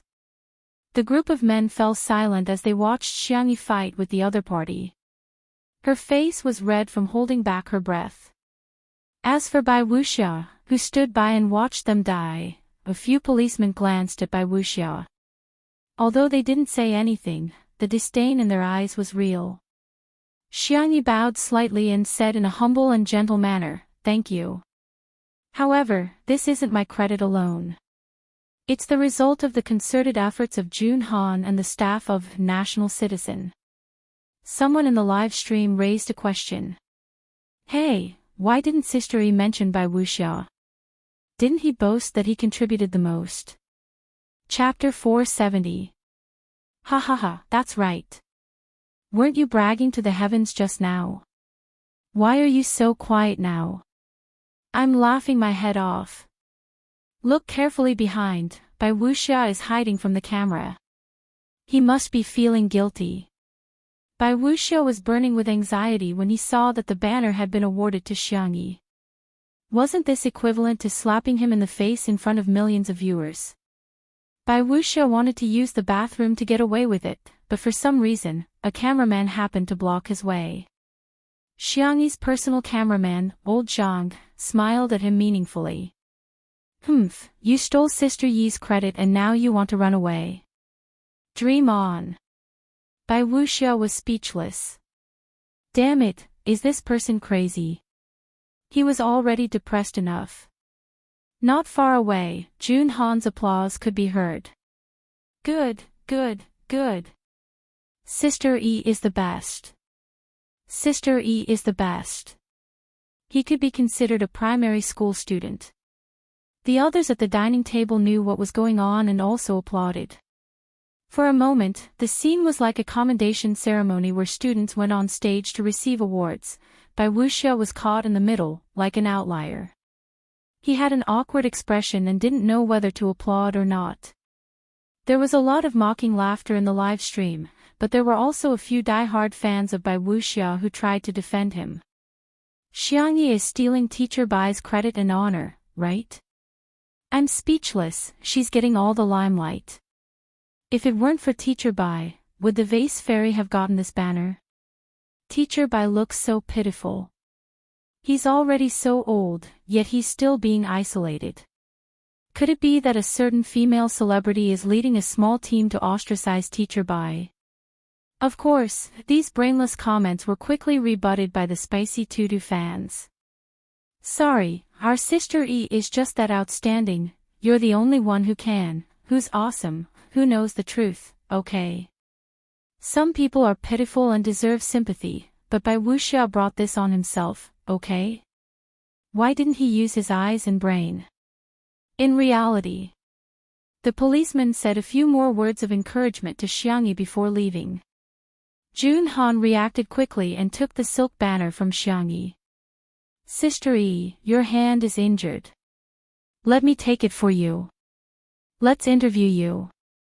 How does it feel to hold a silk banner for the first time? Shi Sui carelessly tempted Xiao Naofu with a piece of dried fish. She smiled lazily and said, this isn't the first time our sister E has held a silk banner, everyone. Why do I feel like you're even prouder than sister E? Xiangyi pursed her lips, feeling a little embarrassed.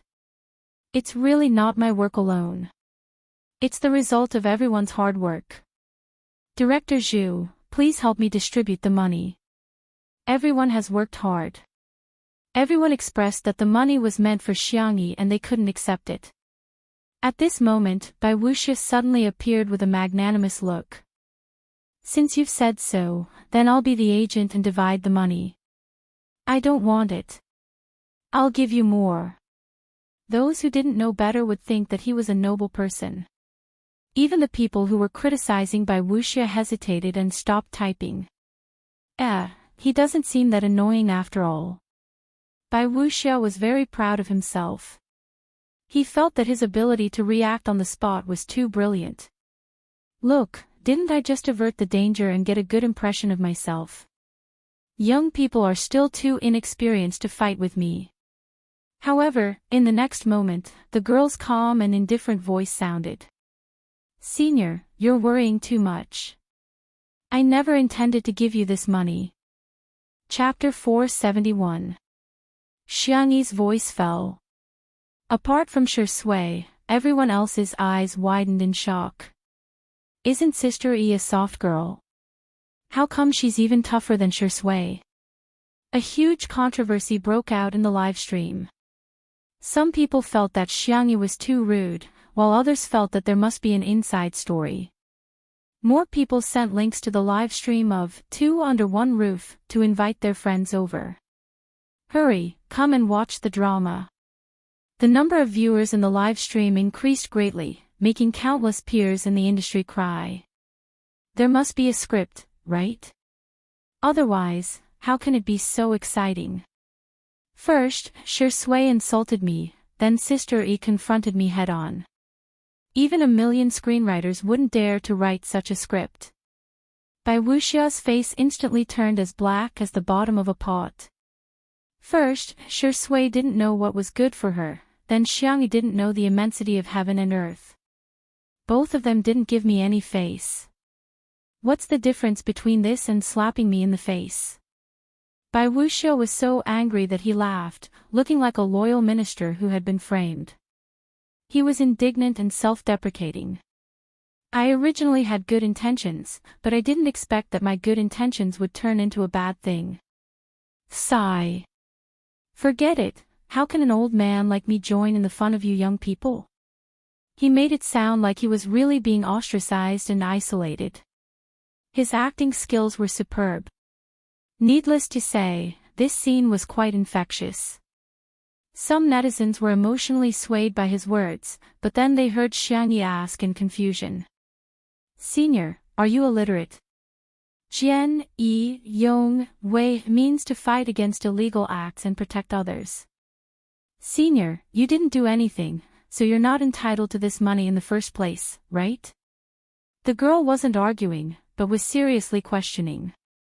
Even her tone was as if she was discussing an academic issue. Everyone was speechless. Sister E is awesome. She spoke their minds. And she hit the nail on the head. Especially Jun Han, who secretly gave Xiangyi a thumbs up with his hands hanging by his side. As expected of Sister E. Bai Wuxia, on the other hand, felt as if he had been punched in the face and almost fainted. He had been in the entertainment industry for so many years and was used to all kinds of plastic flowers on the surface, beating around the bush, making moves behind people's backs, and fighting in the dark. But he had never seen anyone openly fall out with him. Xiangyi's words and Bai Wuxiao's reaction caused an uproar in the live broadcast room. F***ck, so Xiangyi means that Bai Wuxia has been standing by and watching. Pfft, this is too disgusting. She clearly didn't leave, but she still wants to steal the credit. You're really disrespectful. He's really insulting the stage name Bai Wuxia. Flawless white jade, a modest gentleman, was he worthy? He's not worthy. Bai Wuxia's fans were even more devastated. They tried their best to protect Bai Wuxia, but in the end, they found out that Bai Wuxia was a coward. Who could bear this? You can choose not to save them. Although it's not morally justifiable, there's no legal obligation to ask for help.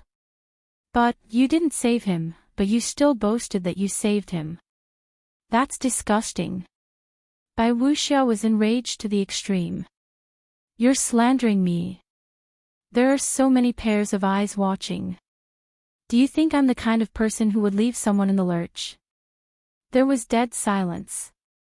Bai Wuxia panicked a little and looked at Jun Han first. Little Jun Han pretended to be crazy and said, "Ah, ah, ah, ah." Bai Wuxia looked at another old actor, hoping that the other party would speak up for him on account of their many years of friendship. Old Gao said, "What did you say? I can't hear you clearly." "Ah, I'm old, my hearing is bad."